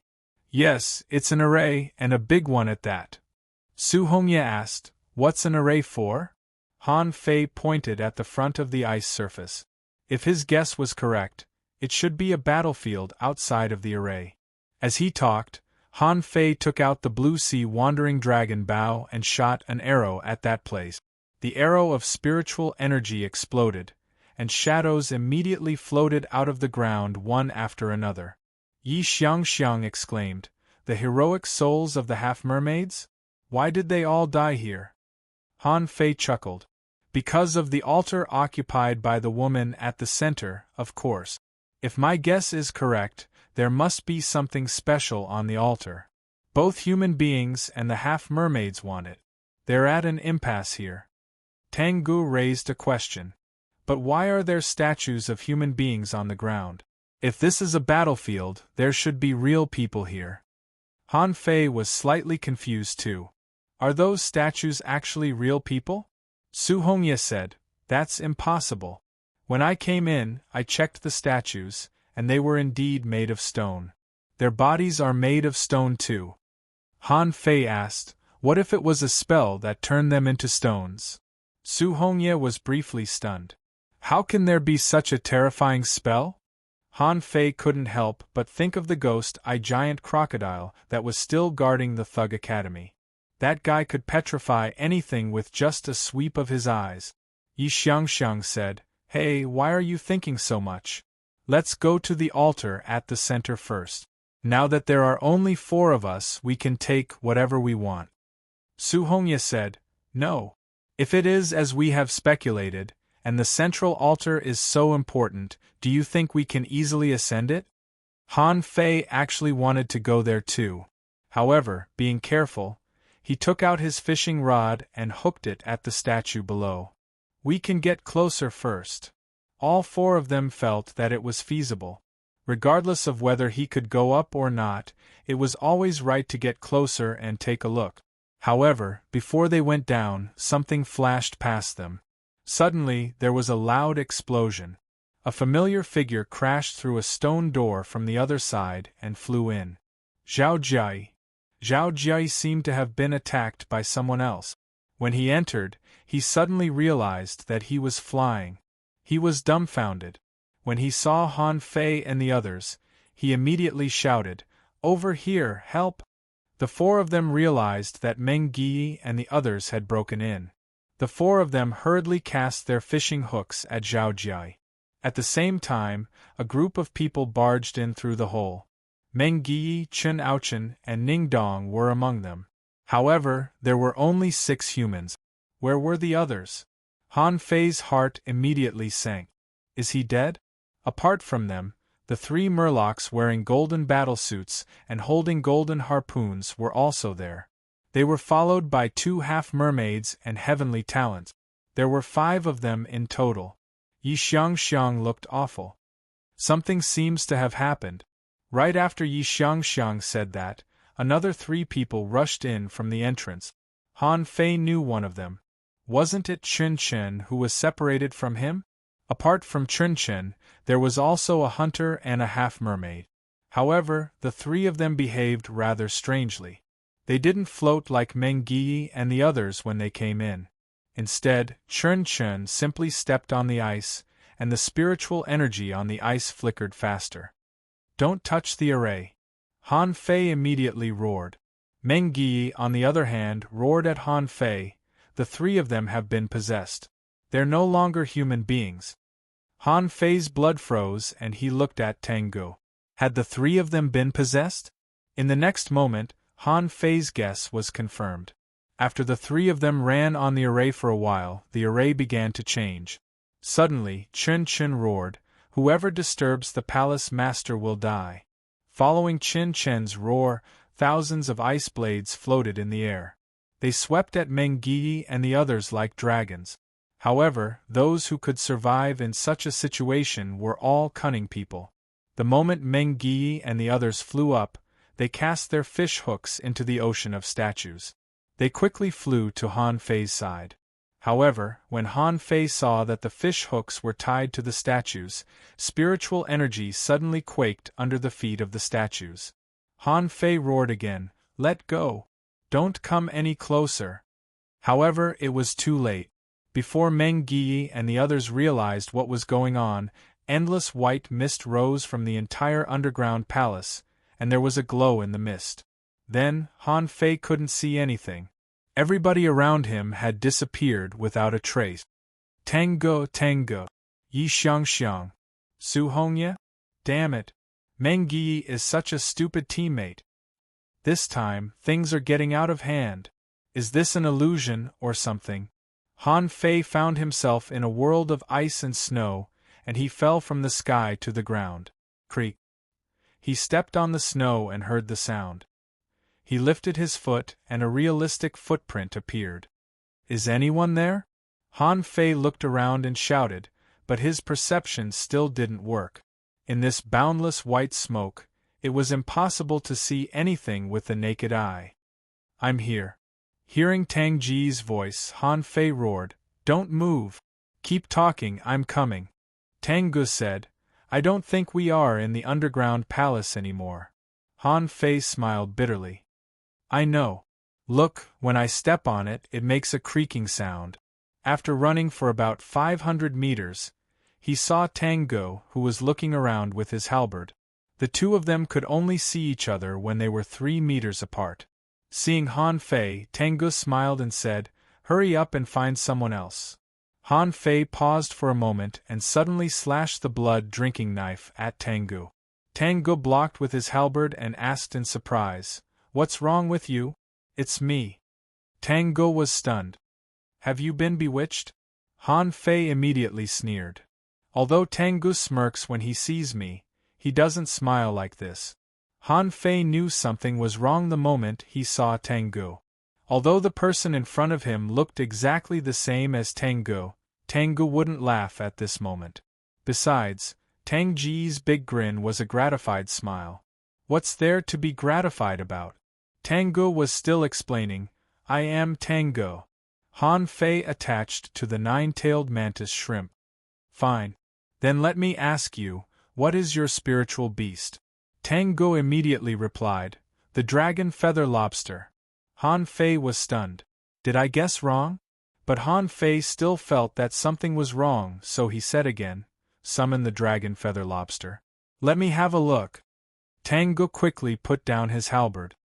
"Don't be rash. Let me show you."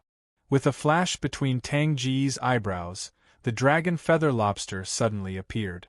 However, before Tang Gu realized what was going on, the moment the dragon feather lobster appeared, a knife light slashed at him.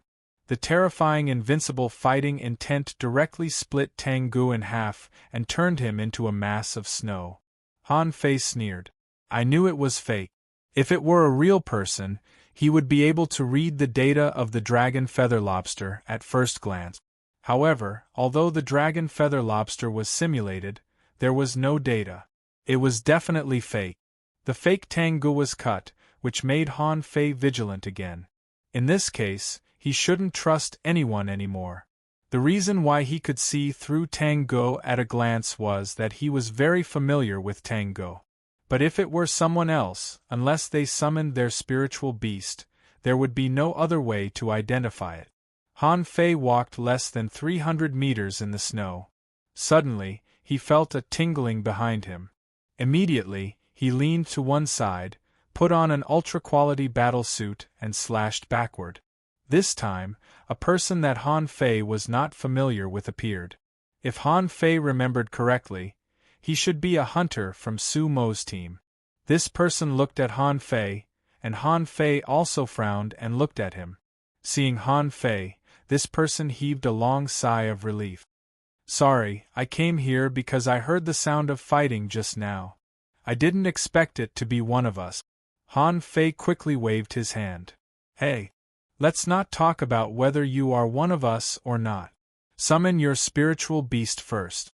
Let me take a look at it. Only after I see it can you be one of us." That person. The person was lost for words. "What do you mean?" Han Fei sneered. "Literally. Let's see your spiritual beast first.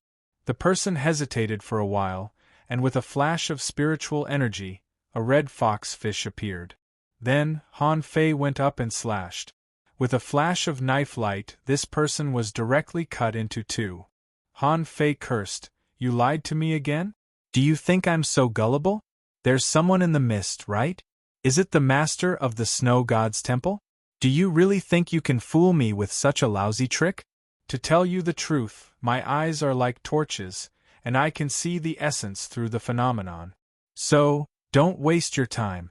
If you have the guts, come out and fight me one-on-one. Whoever loses will kneel on the ground and call me Daddy." First update. Asking for votes, end of this chapter. Chapter 696. He didn't know who was making dummies to deceive him.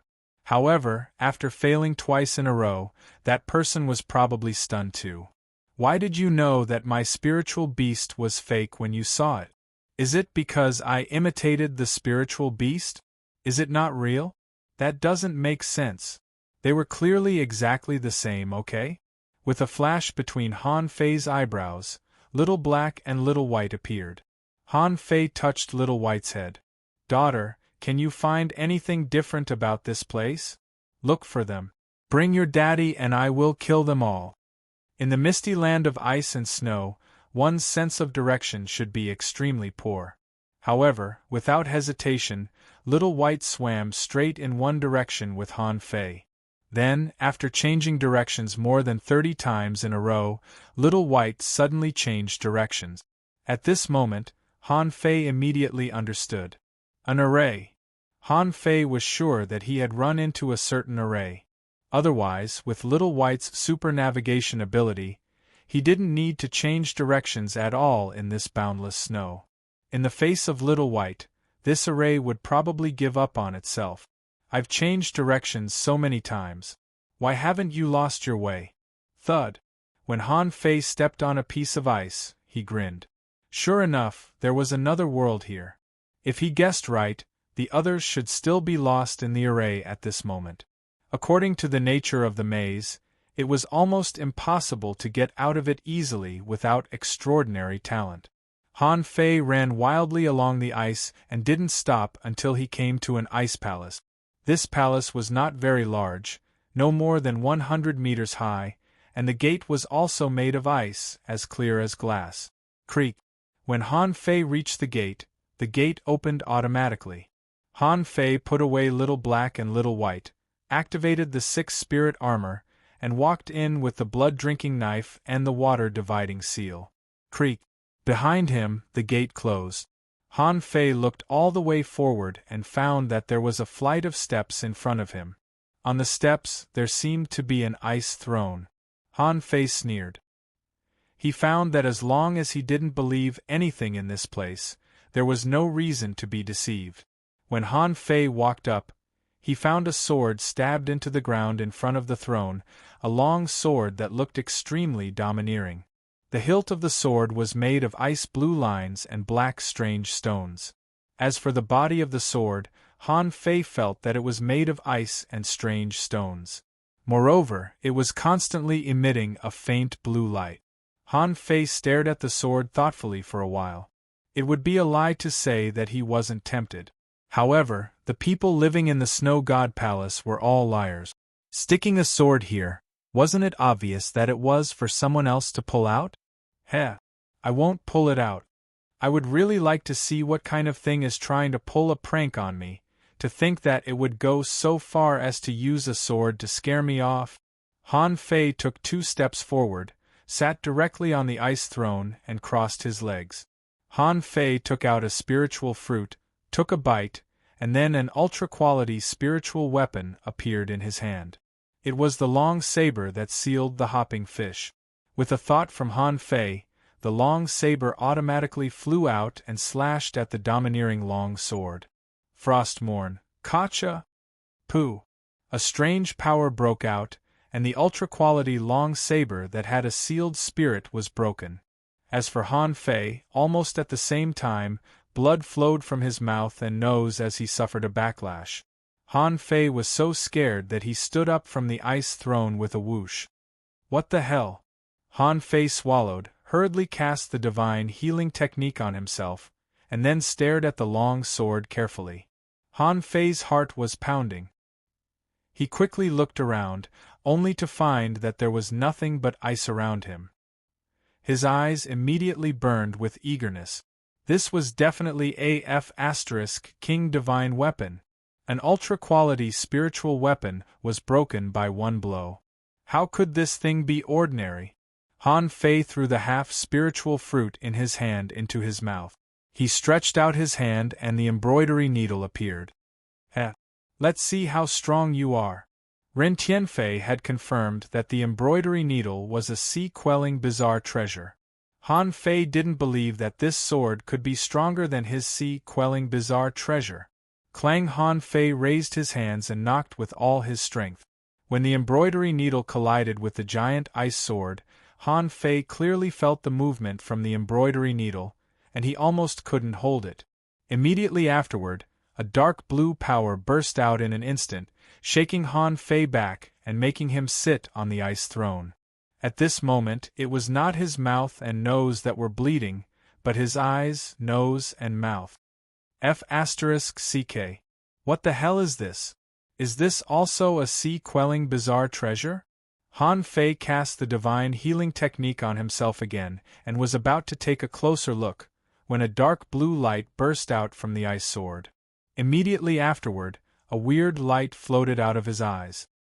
He took a closer look, only to see that it was a woman with long white hair and a cold face wearing a blue gauze dress. Han Fei immediately shrank his feet on the ice throne. F***CK. Who are you? Did you come out of the sword? Are you a sword spirit? The woman frowned slightly and looked at Han Fei coldly. Come down. Han Fei felt that the surrounding temperature was surprisingly cold, and his teeth couldn't help chattering. What do you mean come down? The woman glanced at Han Fei's feet. Get down from my seat. Han Fei looked down, only to find that his 2 feet were squatting on the chair. He was speechless. When did I become such a coward? Immediately, Han Fei put on a serious face and didn't get down. Instead, he sat on the chair and crossed his legs. Your chair? Why do you say that this is your chair? Are you the master of the snow god's temple? Seeing that Han Fei seemed to be quite shameless, the woman didn't insist. Instead, she looked at the rod in Han Fei's hand. A sea-quelling bizarre treasure? How can you use a sea-quelling bizarre treasure with your little strength? No, this sea-quelling bizarre treasure didn't recognize you as its master. You just used it by force. Han Fei chuckled. It's none of your business. I can use it anyway. I'm happy and I like it. But your snow god's temple is too evil. You tempted others with the soul-splitting technique in an attempt to possess them and be reborn. What a great plan. Just now, pretending to be someone else in the snow was your trick, wasn't it?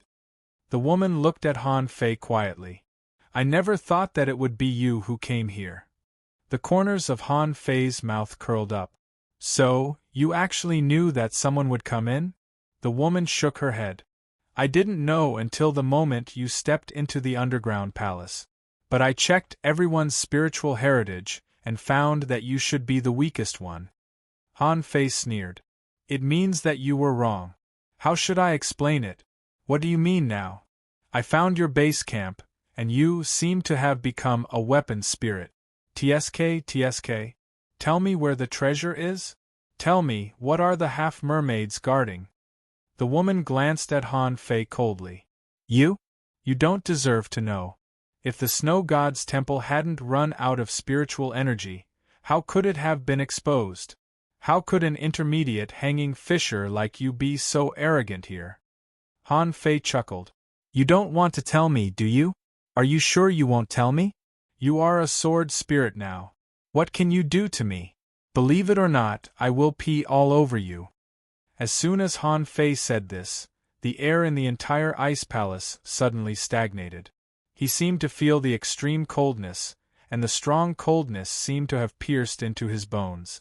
Han Fei shivered and immediately jumped off the ice throne, staying far away from the woman. Why are you so arrogant? God knows how many years have passed since your age of doom. Do you still think you are a queen? Let me tell you, I've been very lenient to you. Otherwise, believe it or not, I will throw you into the insect nest. F***ck. Swish.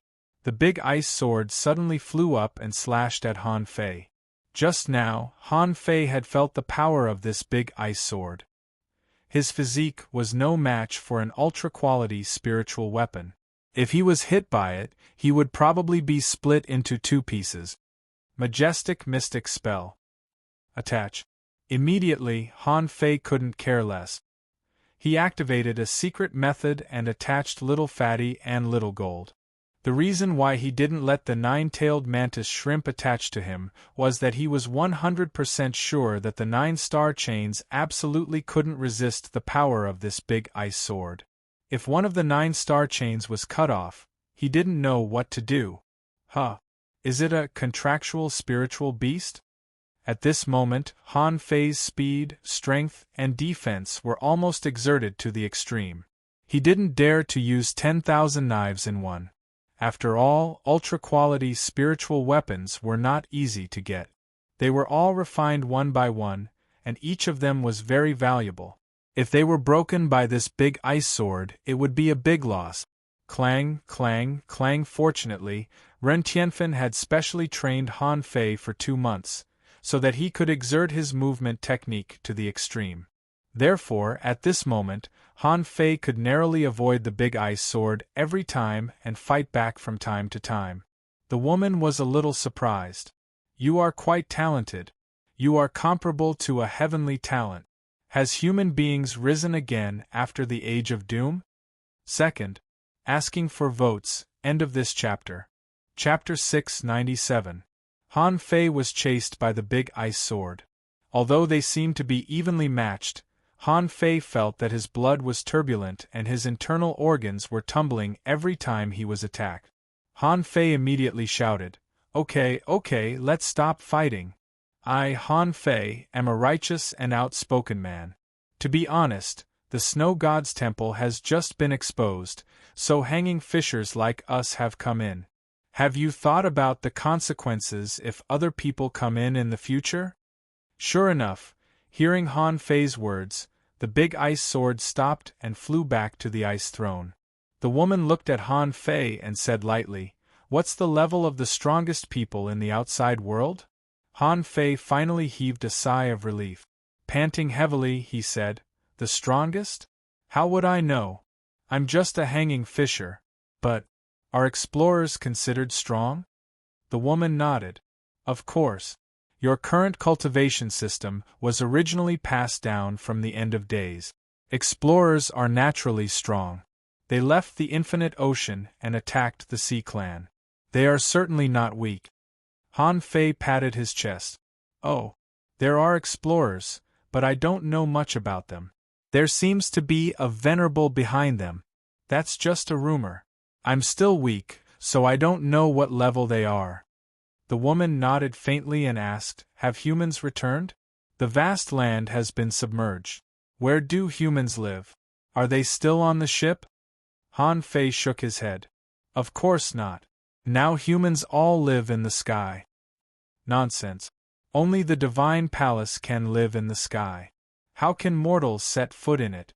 Besides, the stars have fallen and the divine palace is desolate.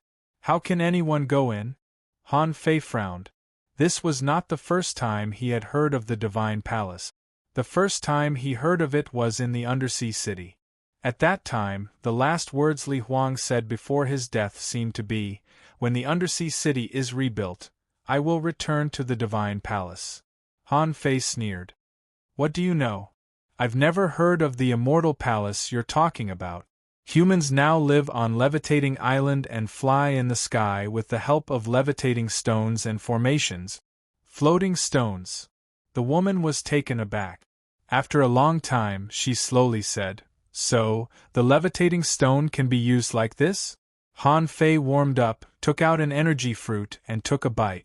Han Fei said, Let me tell you, human beings are crazily searching for treasures. There is basically no land in the sea. It could be said that within a radius of 1,000,000 kilometers, or even further, there was only a small island that was less than 2,000 kilometers wide. The sea clan and human beings fight each other for treasures and spirit-awakening fluid every day. I can say without hesitation that you are lucky to have met me. If you were to be obtained by those powerhouses outside, they would definitely ask you questions and then refine you. The woman tilted her head and looked at Han Fei. Then what's the difference between you and those experts? Han Fei smiled. Of course I'm different. I can choose not to refine you. Moreover, I'm not bragging to you. I will eventually become stronger and stronger. If you follow me, I will definitely not disgrace you in the future. So, acknowledge me as your master. Whoosh. Seeing that the big ice sword was about to rise again, Han Fei hurriedly waved his hand. I'm just kidding. Don't be so serious. Han Fei couldn't help sweating. This big ice sword is a bit fierce.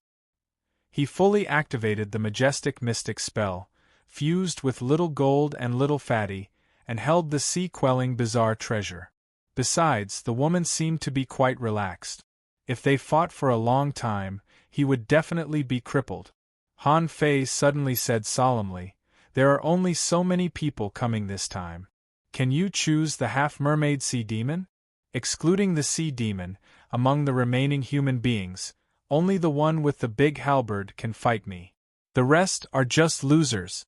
The woman said, "Your spiritual heritage is the weakest." Han Fei sneered. "I'm weak?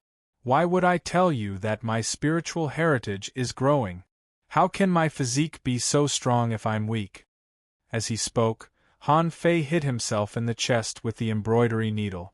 Although his scalp was numb with pain, he still pretended to be relaxed. Clatter! More than 200 ultra-quality spiritual weapons were suspended in the air, forming the 10,000 knives in one.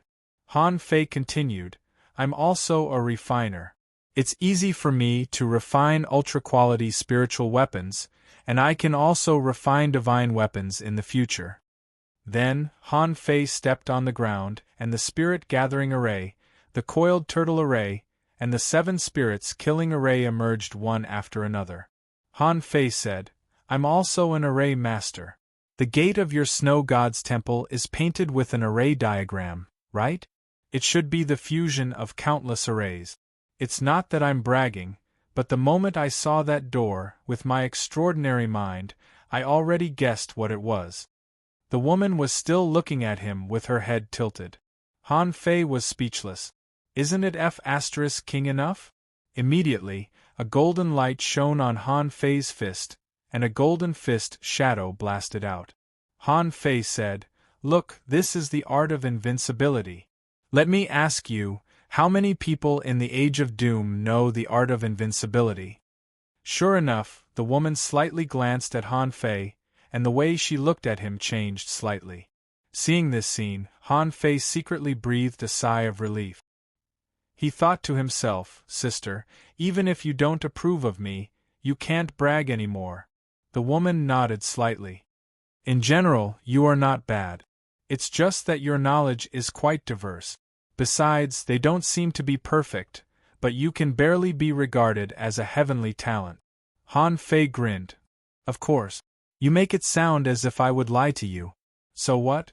You will follow me in the future. I can't tell others that I have a sea-quelling bizarre treasure. Otherwise, neither you nor I will survive. It's a matter of course that we will be robbed." The woman nodded. "When your strength grows to the level of a strong master, I will not recognize you as my master." Han Fei waved his hand indifferently. "It doesn't matter. You make it sound as if I lack a weapon. Look at my stick. It never loses its temper with me. How obedient it is." As soon as Han Fei said this, the embroidery needle in his hand suddenly took the initiative to hit him, which made his scalp go numb. Han Fei was speechless. "I've been with you for so many years, but you never move. I finally got a chance to brag about you, but you hit me in the face? Are you a competent weapon?" Sure enough, the woman spat disdainfully. She was also calculating in her heart. She didn't know whether this flowery young man could be trusted. Han Fei quickly put away the embroidery needle and grinned. Accident, this is just an accident. I'm competing for your favor, you know. The woman looked at Han Fei. If you want me to follow you temporarily, you need to promise me a few things. Han Fei patted his chest and said, Tell me, I can do it. I will definitely do it for you. The woman said, First of all, you need to give me 10 million points of spiritual energy every month to nourish the sword. Puff. Han Fei was dumbfounded. 10 million? Every month? The woman frowned. You don't want to? Han Fei immediately shook his head. No, I'm very willing. But 10 million points of spiritual energy, look at my current level. Do you think I can easily get 10 million points of spiritual energy every month? Han Fei thought to himself, I have spiritual energy, but why should I give it to you for free? The woman pondered for a moment. How much can you provide? Han Fei stretched out 2 fingers. 2 million points, is that enough? You know, this is already very high. It's the same for other people's breakthroughs. The woman sneered. 2 million? Is this how you call yourself a genius? Can 2 million points of spiritual energy support you to refine so many ultra-quality spiritual weapons? Han Fei felt that it made sense. He seemed to have exposed too much of his wealth before. He couldn't help but raise another finger. I can get 3 million points of spiritual energy if I grit my teeth. The woman said casually, 5 million points of spiritual energy. If you can get it, I will stay with you temporarily. If you can't, I have my own ways to leave the Snow God's temple before the experts come. Okay. But I can't add more. Han Fei quickly waved his hand. Take it easy. I'm poor now. Look at my face. Poor. I can provide 5 million points of spiritual energy at most every month. The woman didn't intend to bargain with Han Fei and continued. Secondly, after following you, I need to sleep for 3 years. The Snow God's temple has been buried for too long, and I'm too weak. Even if you encounter any trouble, I'm afraid I can't help you in a short time. Even if I help you, it'll be meaningless. Han Fei was speechless.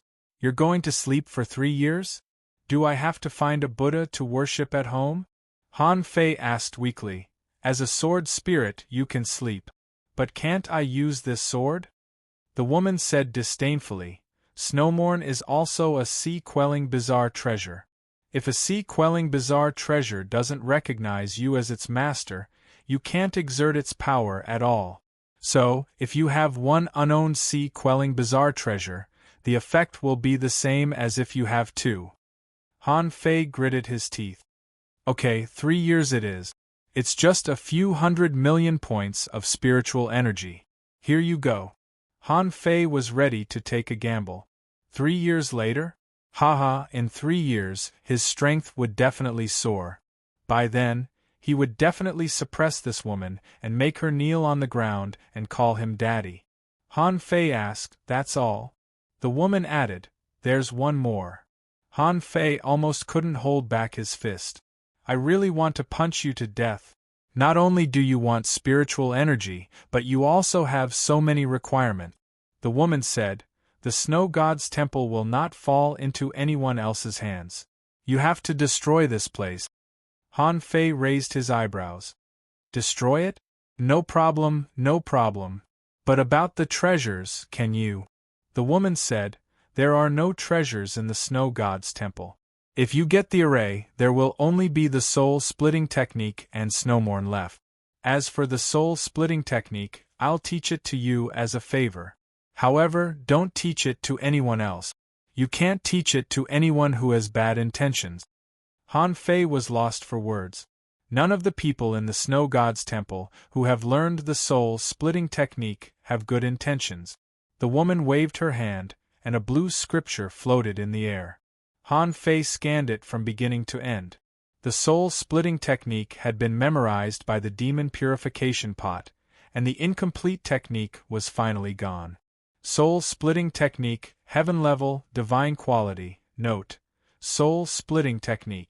This technique can tear apart the soul and transfer the soul to another body. It can also be used to control unconscious creatures. When the body is destroyed, it can forcibly deprive a lot of souls and absorb the power of the souls to maintain the soul so that it can be possessed.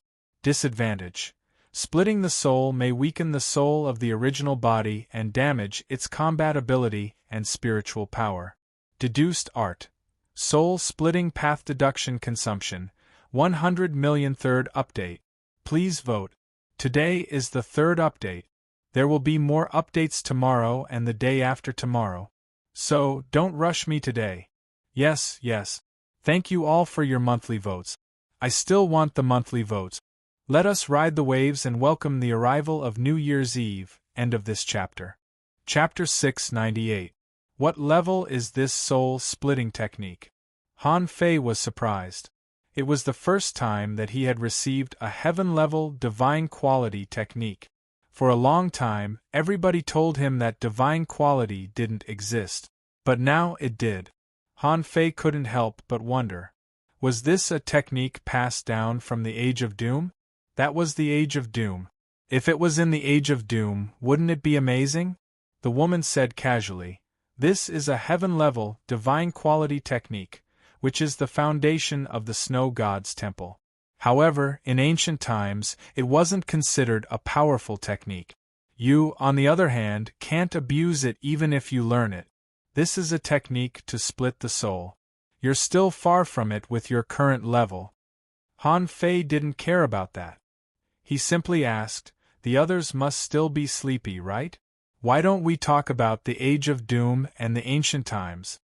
However, the woman simply said casually, "There's no special difference. As you said, human beings live in the sky now, but their living positions have changed. In the Age of Doom, the experts disappeared and the great techniques were lost. Human beings fought the sea creatures for survival. Okay, a sea demon is coming. Let's see how you can kill him." Han Fei was lost for words. "So fast? Didn't you set up a snow maze? How can they come here without special methods?" The woman said unhurriedly, "I let him in to see how strong you are." Han Fei. With a swish, the woman crawled into Snowmorn and disappeared. Then, the ice gate was pushed open, and a half-mermaid in a golden battle suit rushed in. The moment he saw Han Fei, the half-mermaid was stunned for a moment. He didn't expect that the first person to arrive here would be Han Fei.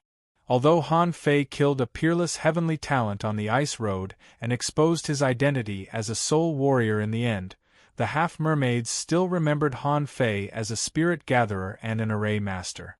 They thought that Han Fei, as a spirit gatherer and an array master, couldn't be stronger than an expert who was a soul warrior. They thought that no matter how strong a spirit gatherer was, he couldn't be stronger than an expert who was a soul warrior. Han Fei shrugged. "Hello, what a coincidence!" The half-merman looked at the ice throne, because Snowmorn was the most attractive item here. It was obvious that it wasn't an ordinary item. The half-mermaid roared, "Despicable human beings, go to hell!" The half-mermaid roared, and a colorful spider appeared. With the fusion of the half-mermaid and the companion spirit, this guy had 8 sharp claws on his back, and these sharp claws pierced the void, forming big void thorns. Han Fei's body shook, and the blue sea wandering dragon daggers flew out. The 10,000 knives in one swept out like a dragon out of the sea. Han Fei pulled out a knife, and a terrifying knife light appeared in front of the half-mermaid in the blink of an eye, startling the latter. Clang! At this moment, he could feel the benefits of having a divine weapon. His sword-drawing technique was actually blocked. As for the opponent's weapon, it seemed to be intact. As soon as this person blocked Han Fei's blow, a strange light suddenly burst out of his eyes. In the next second, Han Fei's 10,000 knives in one all froze in the air, as if they were still. No matter how hard Han Fei tried, he couldn't move them at all. F***CK, what kind of divine technique is this? Han Fei immediately moved, attached to the 9-tailed mantis shrimp, and tried to roll back the blue sea wandering dragon daggers with the 9-star chain. Sure enough, under the interference of external forces, the blue sea wandering dragon daggers were forcibly taken back. This person must have some kind of pupil technique that could freeze a part of space. If Han Fei was swept by him, wouldn't he be at his mercy? Immediately, Han Fei kept a distance from him. Seeing that the drawing technique didn't work, he took out the blue sea wandering dragon bow. Without any fancy moves, Han Fei was ready to shoot the seventh arrow. The spiritual energy around him was suddenly emptied and gathered into an arrow of spiritual energy. A total of 12,800 points of spiritual energy drained Han Fei's spiritual energy. But fortunately, Han Fei replenished it quickly, and his body was inexplicably filled with spiritual energy again. However, this attack was still too powerful for Han Fei to use. Therefore, blood overflowed from his right arm and his skin was torn. The half-mermaid also saw that Han Fei was not right. Holding the harpoon with both hands, he stood in front of him. With a swoosh, his whole body was ignited with white flames. On the golden harpoon, a white light appeared as if it had exerted the sharpness of the golden age chi to the extreme. Swish! Point! The spiritual energy arrow pierced through the air, and the golden harpoon pointed at the air. The two attacks didn't collide head-on. On the contrary, the two of them were charging at each other's main body. The difference was that the half-mermaid had a divine golden battlesuit, while Han Fei was only wearing an ultra-quality battlesuit. Han Fei stepped on the ground and the coiled turtle array appeared. He covered his body with a spiritual energy protective cover, and at the same time, the water-dividing seal in his hand turned into a giant seal phantom and struck at the half-mermaid. Boom! On the half-mermaid's side, the spiritual energy arrow had already exploded, and ice chips were flying within 100 meters. Gotcha! The water-dividing seal in Han Fei's hand met this blow. It was already full of cracks, but it only lasted for half a minute. Taking advantage of this time, Han Fei stepped on the ground again, and the sixth spirit armor appeared again. At the same time, golden light flashed on his fist. Han Fei also wanted to feel the strength of a divine weapon, so he chose to take this blow head-on. Bam! The water-dividing seal exploded and Han Fei vomited a mouthful of blood. This big seal had been with him for a long time, and the big turtle sealed in it had amazing defensive power, but it still couldn't resist the full blow of a divine weapon. Immediately afterward, the coiled turtle array blocked it again. In just 1 second, it shattered. The sixth spirit armor shattered in just half a second. The spiritual energy protective cover shattered in less than half a second. Han Fei stepped back, and golden light flashed on his fist. He punched out, and the art of invincibility exploded. Clang! However, Han Fei just punched and then immediately moved his fist away. The divine weapon was really sharp. He felt that if he blocked it again, his fist would be pierced. Clang! The power of the harpoon finally fell on the ultra-quality battlesuit. But at this point, its power had been weakened too much, and in the end, it failed to pierce through the ultra-quality battlesuit on Han Fei's body. On the opposite side, the half-mermaid suddenly shattered, and behind him, an identical half-mermaid suddenly emerged from the void. With a wave of his hand, the golden battlesuit and the golden harpoon were put on again. Damn it, how can you be so strong? Han Fei was stunned. F***ck, another immortal seal? Han Fei was speechless. In fact, he should have thought of it. These half-mermaid heavenly talents were also heavenly talents, and it was natural for them to have amulets and immortal seals.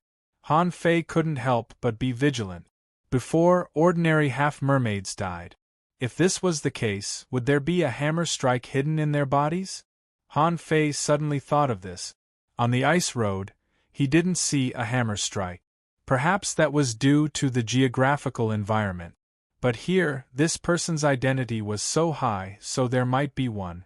So Han Fei stepped on the ground and activated the majestic mystic spell. Sacrificing punch.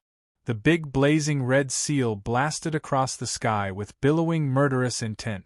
Different from the war soul art, the war soul bow just now directly shattered the opponent's defense.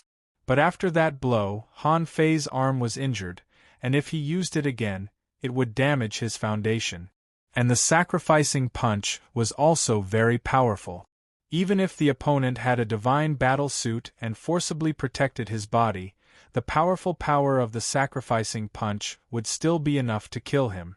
The whole ice palace was filled with murderous intent. Seeing this punch, the opponent's face changed completely. Who the F***CK told me this was a spirit gatherer. This guy's main profession must be a soul warrior, and he must be a top heavenly talent among soul warriors.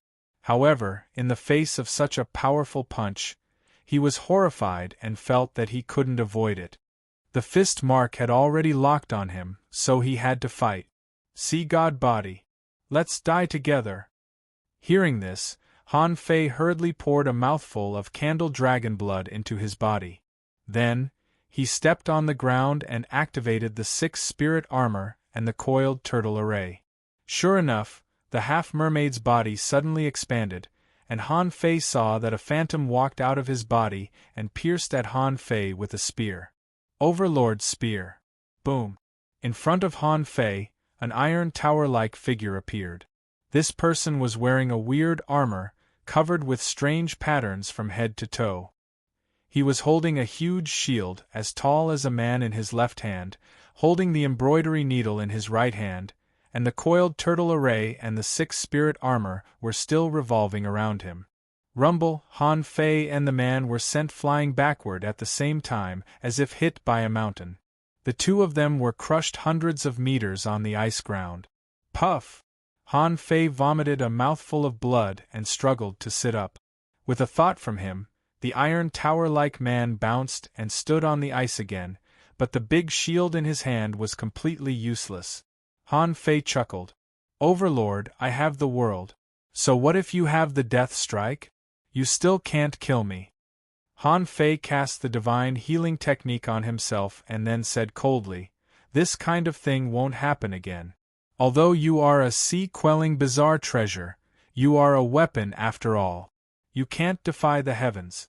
Do you really think I can't do anything to you? The first update. I wish everyone that the neon lights will rise outside the window in the coming year, and the purple air will come from the east.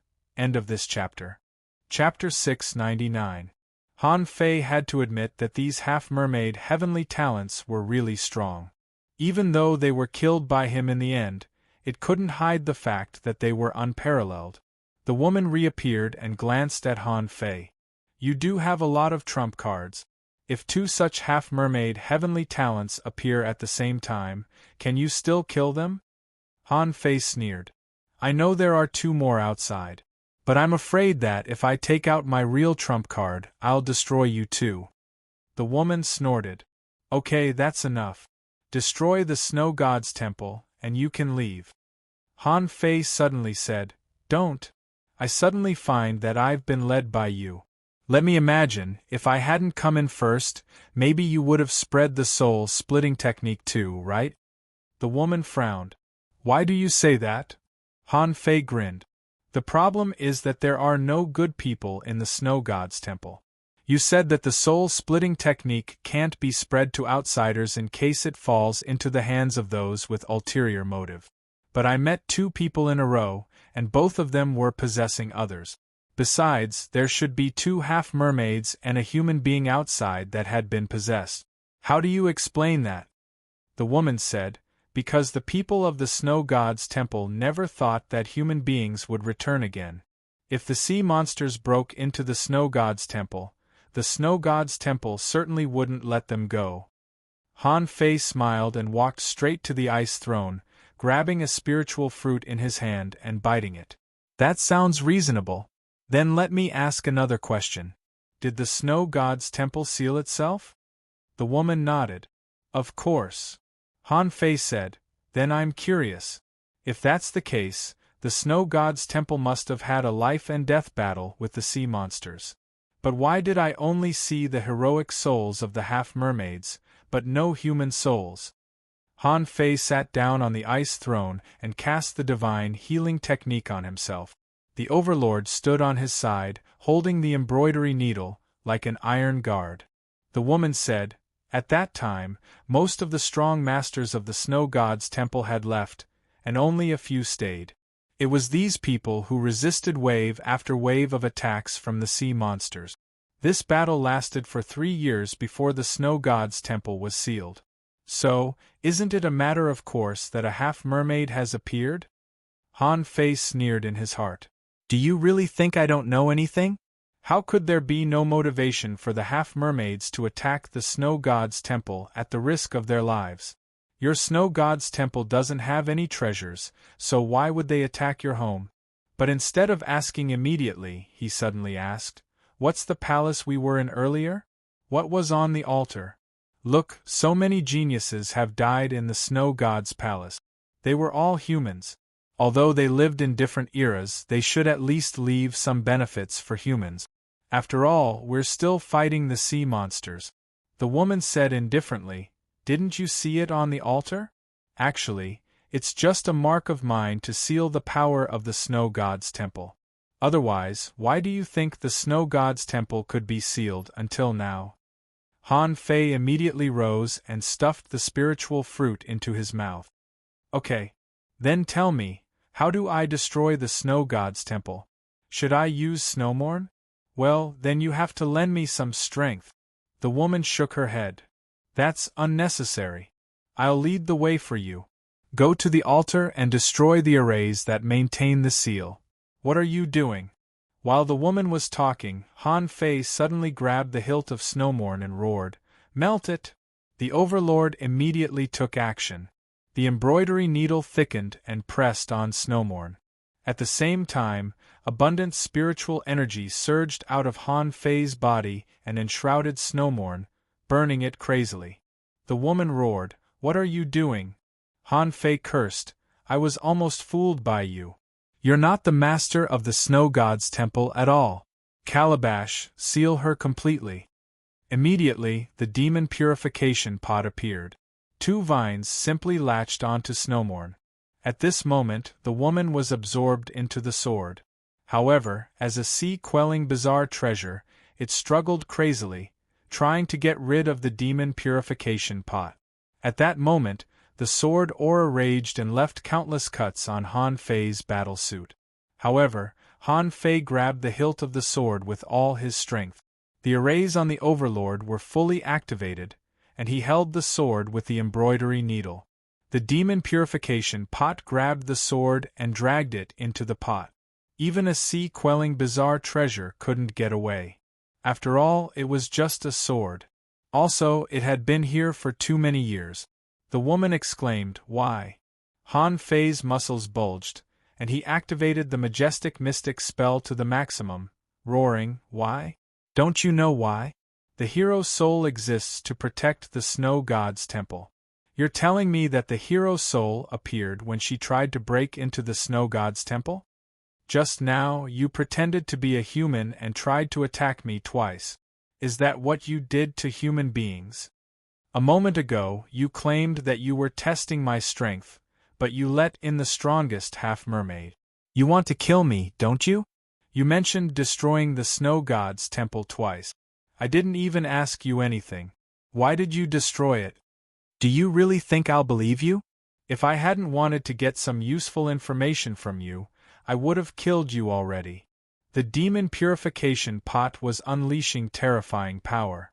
Otherwise, Han Fei and the overlord wouldn't have been able to control snowmorn. The woman was screaming crazily, "What's this? How is it possible?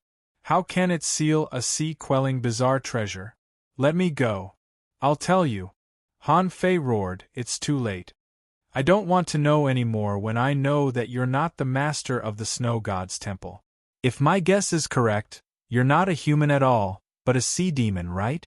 Han Fei's lips curled. "Why are sea demons guarding this place? They have their reasons. I even suspect that the snow god's temple wasn't built by human beings at all. Instead, it belongs to the Sea Clan. Take it." Under the violent quakes of the demon purification pot, Snowmorn was finally taken in. Then, the spiritual energy in Han Fei's body plummeted crazily, and the spiritual stones in Forge the Universe cracked one after another. The spiritual spring turned into spiritual energy and disappeared into the demon purification pot like running water. The demon purification pot swirled and didn't stop until it ran out of spiritual energy. Han Fei was almost in tears. The seal could be replaced. If he didn't replace it, he would have purged the sword spirit in Snowmorn. It was not hard to imagine the consequences. It would cost hundreds of thousands of points of spiritual energy to seal a creature above level 40.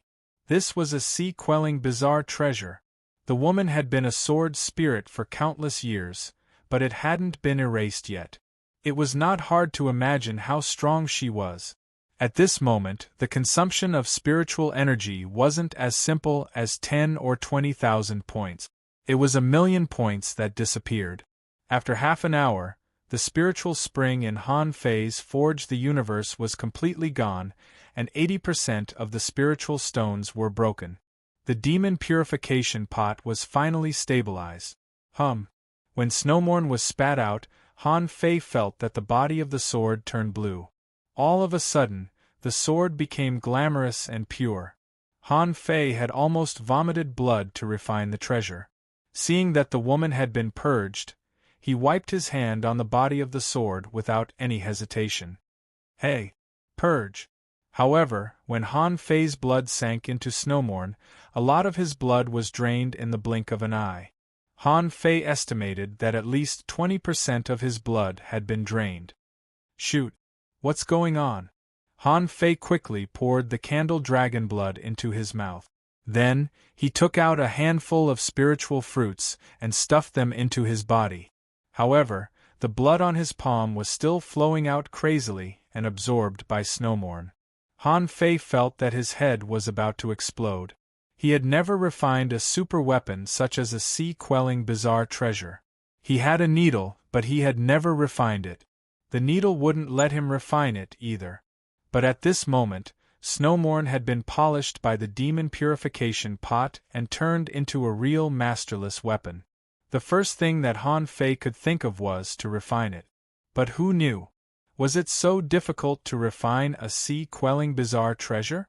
100 seconds later, Han Fei realized that it was not good. His strength plummeted, and more than half of his blood had been drained. Immediately, Han Fei dared not waste any time. He sat cross-legged and began to practice the indestructible body. At such a moment, only by practicing the indestructible body could he draw out the powerful recovery ability of the indestructible body and create new blood. Only in such a way could he not be drained by Snowmorn. During that time, Han Fei was almost enshrouded in a cluster of thick spiritual energy. Every few dozen breaths, dozens of spirit fruits would fly out. Han Fei refined himself as a material for a spiritual weapon with the spirit-fusing scripture. It couldn't be helped. To activate the indestructible body required terrifying power that couldn't be achieved through regular means. After practicing the indestructible body several times, he could only polish it with spiritual energy when he just got it. What happened next? Candle Dragon Blood, Fish Fire, Ninth Heaven Lightning, 10,000-year-old Big Red Trunks Tree Fire, Ren Tianfei's Magma Underground Fire. Only such power could promote the rapid changes of the indestructible body crazily. At this moment, even if Han Fei cultivated as hard as he could only maintain the preliminary regeneration ability of the indestructible body. Another half an hour passed. Han Fei's skin was broken, and he was dripping with blood. However, Han Fei frowned. Not enough, still not enough. What should I do? The second night watch. I wish everyone a cup of wine to your heart's content and a peaceful place in the world. End of this chapter.